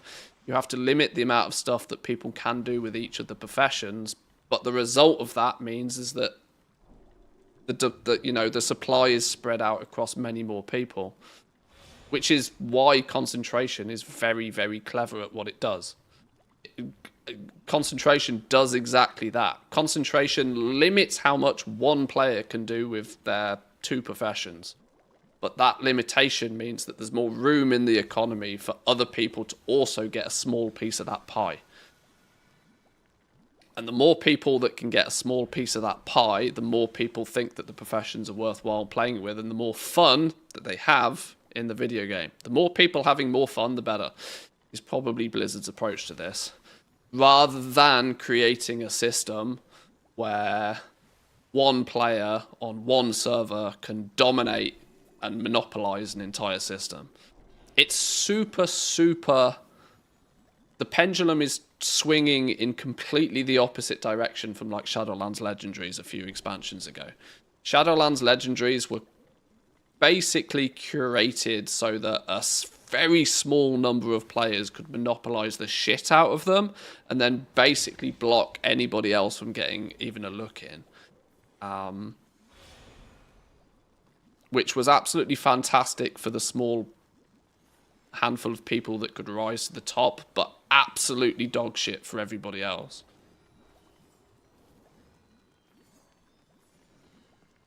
Watching without sound is seeing Mantheus conduct an orchestra. Sorry, I get quite animated when I talk about this sort of stuff.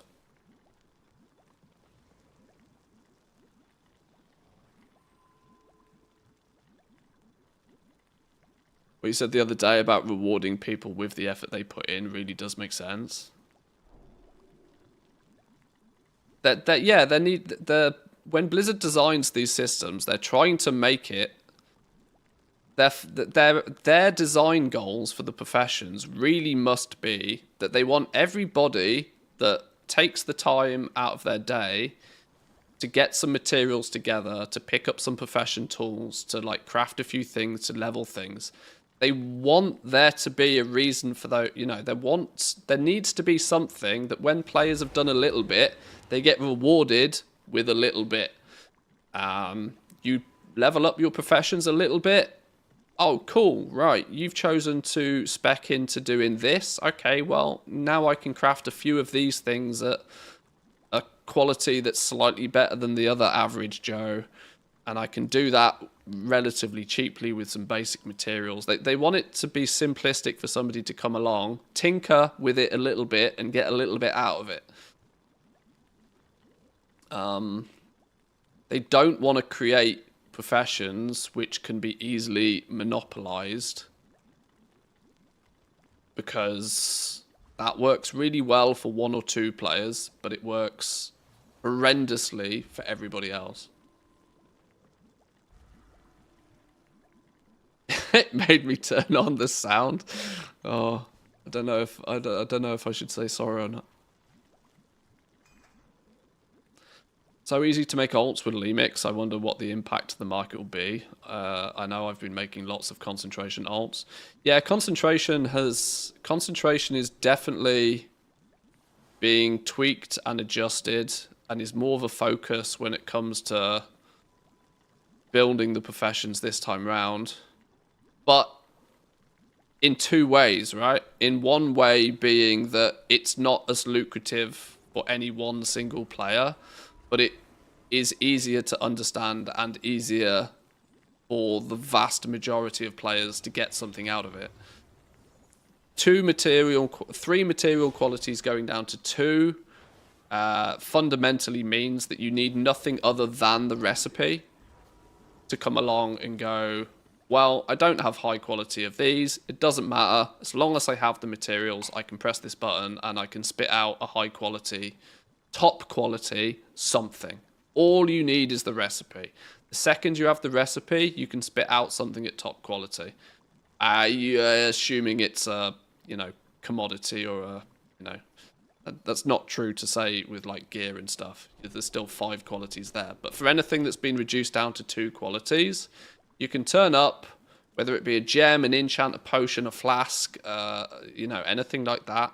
Anybody can come along, and as long as they've got the recipe, they can hit concentration, and they can make a high quality one, and they can go off, they can do their Mythic Plus, they can go off, they can do their raid, they can put that gem in their gear, and they can be happy. Meaning most people will see more of a and the big critical thing about that is that somebody can come along with basic materials, press the concentration button, and it be the right thing to do. What I mean by that is that by doing it themselves, it should be cheaper than what it costs for them to just go to the auction house and buy that gem.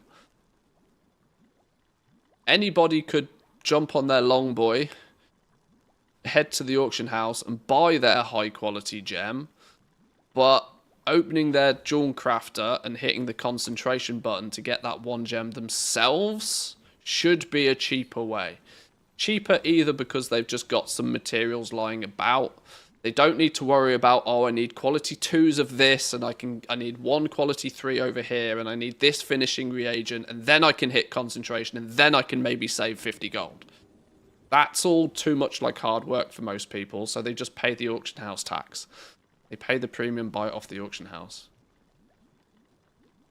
Going from 3 qualities to 2 makes the user friendliness from a self-sufficient point of view much better.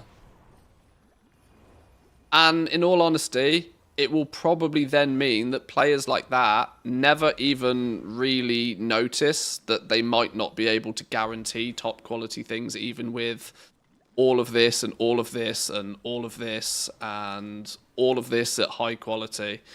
That'll be up to the sweats like you and me who want to hyper optimize the professions to be a little bit annoyed about. But the way we fixed this problem in the War Within anyway by just spinning up a shitload of concentration alts. You know, we as the player base have already turned around to Blizzard and said, oh, we understand that it's usually not profitable to mass produce things at top quality anyway. We've already made a fuckload of concentration alts, and we're already spending the entirety of Legion Remix spinning up more alts. We as a community told Blizzard that we're happy to do this and will actually be quite willing to do this. So it's of no real surprise if Blizzard lean into it and they're like, oh, okay, people are happy to use lots of alts and use concentration. Well, we'll just make it simple for everybody else by reducing the qualities. We'll make it simple for everybody else, and the goblins that want to make all of the gold can just make a bunch of alts and do what they're already doing.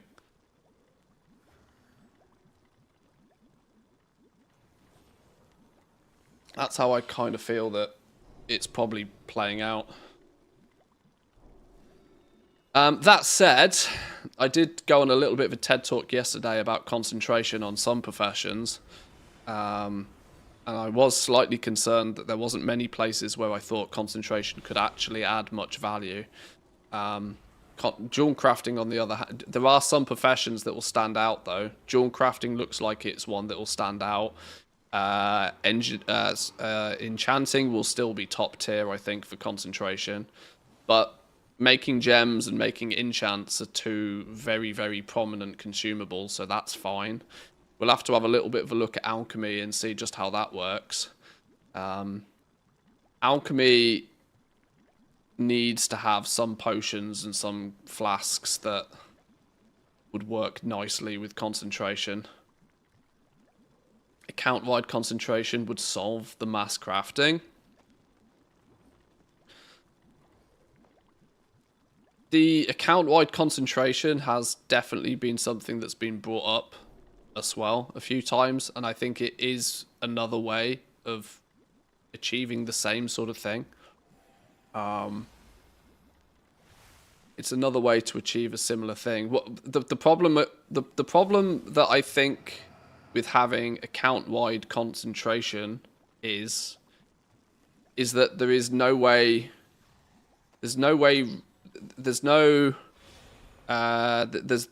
safety valve on the system, right? It basically forces any single player that it's a very solid glass ceiling then of having account-wide concentration. It doesn't matter how many characters you have, it doesn't matter how many hours of the day you play, it doesn't matter how involved you want to be with the economy, you are capped with how much shit you can make. All that really does is nuke any viability for somebody who wants to put more effort in to put more effort in. Even though, yes, it would kind of help things in a way, I still don't think it really achieves what Blizzard want. Blizzard doesn't want everything to cost a lot. This is the thing, right? Account-wide concentration would probably force a lot of crafted items to actually cost a lot.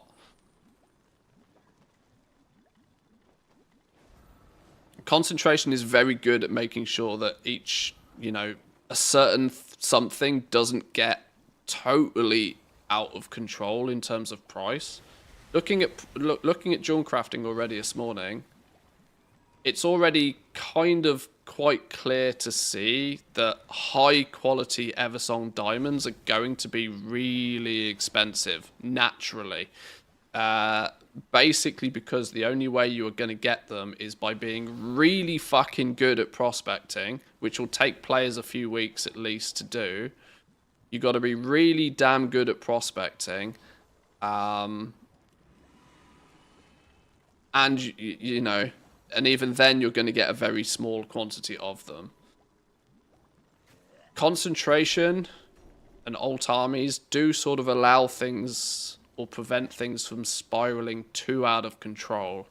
Who remembers, well, the elemental lariat at the beginning of Dragonflight caused diamond prices to go flipping bananas. Diamond prices in Dragonflight were absolutely silly. And that's because actually getting diamonds in the first place was really flipping hard. So, but concentration sort of is the safety valve on that sort of thing happening. It prevents something snowballing out of control, because there's always the, oh, if things get too expensive, then more people will just use concentration to craft it at a lower price and pull the price down a little bit. It's incredibly clever. Like, it feels really simple, but it's actually an incredibly clever tool for the professions in general.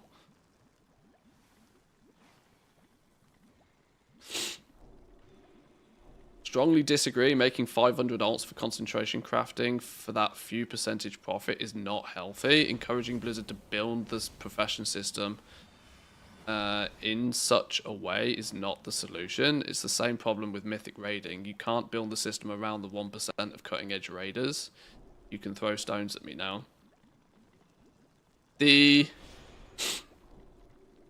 But let's also look at it from the perspective, if you take away everybody, right? And the emphasis there is on everybody. If you take away everybody's ability to mass produce, when the only supply...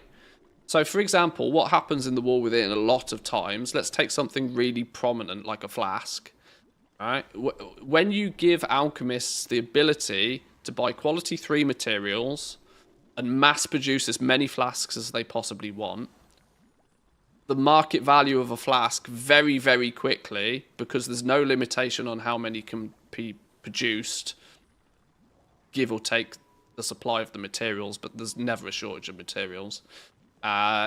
With it, pretty much, very quickly, the market price of a flask sits at, or often slightly below, the guaranteed crafting cost.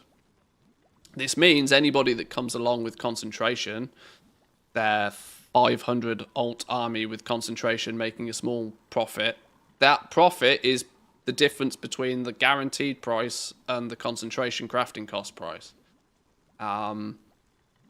If you remove that first layer, if you remove the ability from everybody to mass produce something and facilitate the only supply of that item in the market being people using concentration, there'll be substantially more margin in each concentration craft, meaning everybody that does it gets a healthier payout, and it incentivizes a much wider amount of people. That then means every single alchemist out there can craft a couple of flasks and make a nice profit, and probably not necessarily see the need to go and produce 500 concentration alts.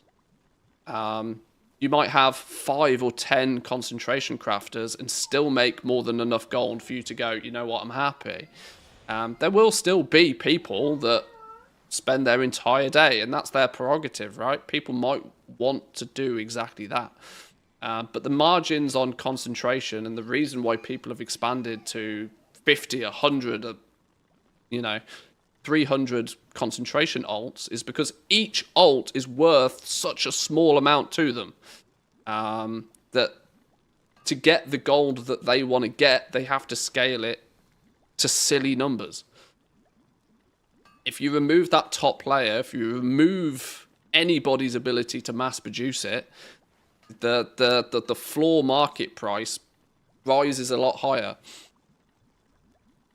And every single alchemist then who comes along with a little bit of concentration and makes a flask makes, a couple of thousand gold on crafting just a handful of flasks. They're happy. Every other alchemist is happy. The market is still provided with plenty enough flasks. So everybody, it's a win all round.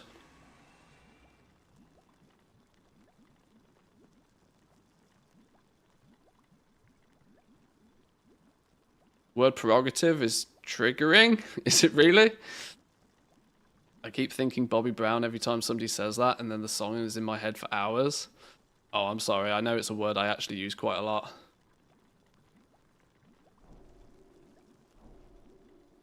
I'll just say it's somebody's choice. It's their choice. Let's say I'm average Joe. I want to make gold. I use concentration. I say woo. I can make some gold. I go to the auction house and see that it's 100 gold profit because people with 500 alts brought down the price so low via the competition. I won't even bother with it. It's not worth my time. But people don't turn up with 500 alts overnight. Honestly, this is where the argument for an account-wide concentration does kick in. But the question then becomes is, well, how much do you want to limit people's ability to expand? It's a difficult one. One of the reasons I want to point out though as well, one of the reasons why I don't really heavily promote concentration alt armies is because I don't really think it's scaling.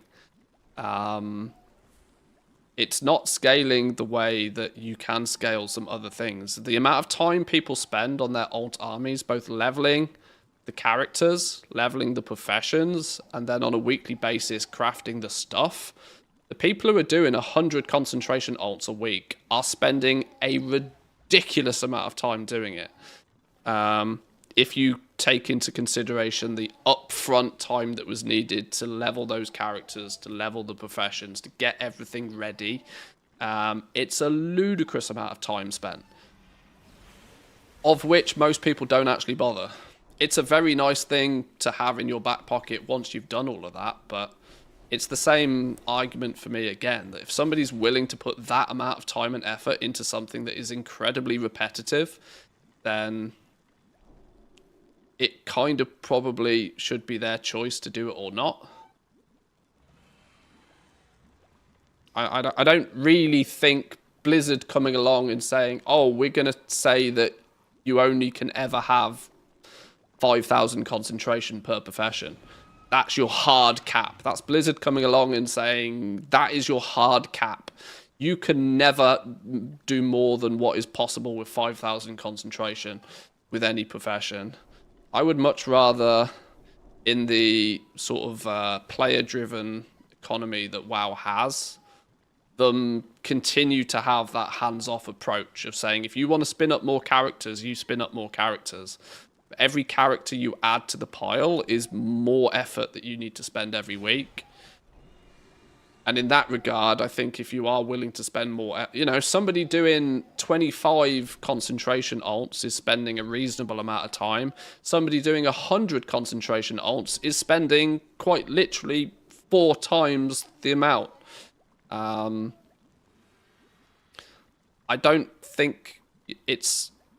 also don't think it's particularly fair to tell those people who are willing to spend more time that they shouldn't get rewarded for spending that more time. But I don't know.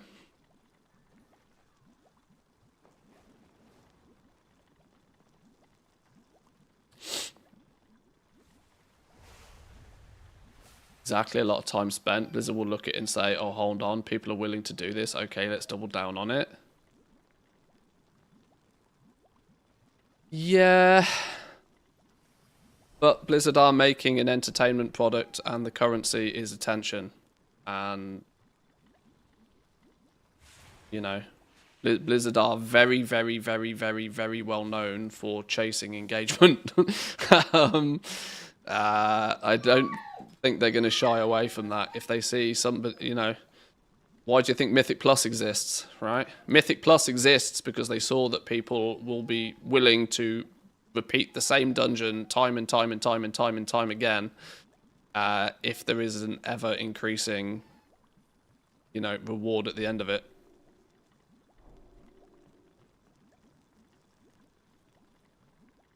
You could have a concentration license for each profession or account where you get the first license or X number of licenses for free. Every additional license costs more and more gold.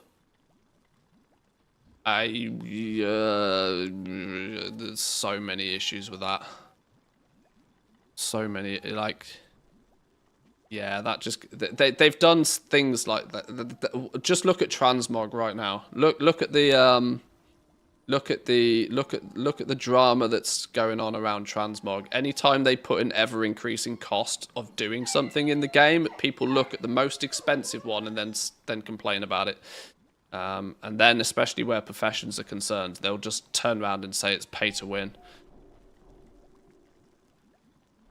Usually, and Blizzard have, you know, created a game that's spanned 20 plus years at this point off the back of this concept. Usually, the less Blizzard does to affect the economy, the better it runs. The hands-off approach that they have, where they kind of don't dictate what players can do. They have control over what materials can be acquired and roughly how many of them. Go out in a minute, Booze. Doggo alarm is going off, yeah. They control the amount of materials and stuff that can be made in the game via gathering and whatever. And they sort of try and dictate to you where players might want to spend some gold. But everything that happens in the middle, they don't touch. Every time we have like a suggestion about, oh, they should get rid of cancel scanning, or they should make concentration account wide. These are all control mechanisms that the economy works better without them. Because when it's just a completely player-driven economy, it self-balances itself. If too many alchemists exist, well then the price of potions gets too low. If the price of potions gets too low, alchemists stop being alchemists. And when alchemists stop being alchemists, the price of potions can come back up. And, you know, it's self-balancing in that regard. Any system that they put in place that, like, hard caps somebody's ability to do something is usually not a good idea. But, boys and girls, we've had a little poke around today. The doggo alarm is going off, so I should probably facilitate that. She's massively early. Look, it's getting dark outside, I'm telling you. As soon as it starts getting dark outside, she thinks it's dinner time. She's lost the plot. Boys and girls, thank you very much for joining today. The next couple of days, I suspect we'll be doing something similar. We'll be poking through the other professions, seeing what's up. Apple, ill dog. We'll go out in 2 minutes. Relax. World is not ending. Poor dog. Right, I must go. Should we raid into Bear? Is Bear live? Is she?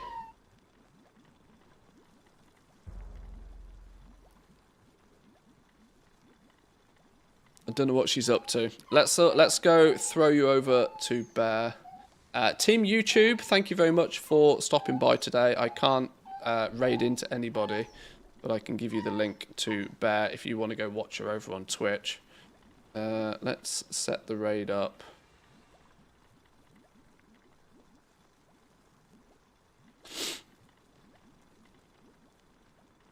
I don't know how long she's been live. She's been live for about an hour now. Oh, she's got... Okay, what is she doing? I think she's doing some remix, actually. Go say hi to Bear. Let's get this raid up and running. Boys and girls, thank you for stopping by. Before we raid into Bear ever so quickly, last shameless promo. Come check out the Discord. I'm slowly updating the profession info on the Discord with any of our findings. So come say hi on the Discord if you're not there already. But otherwise, have a wonderful day. Let me give you a link for Team YouTube to Bear's stream. Right,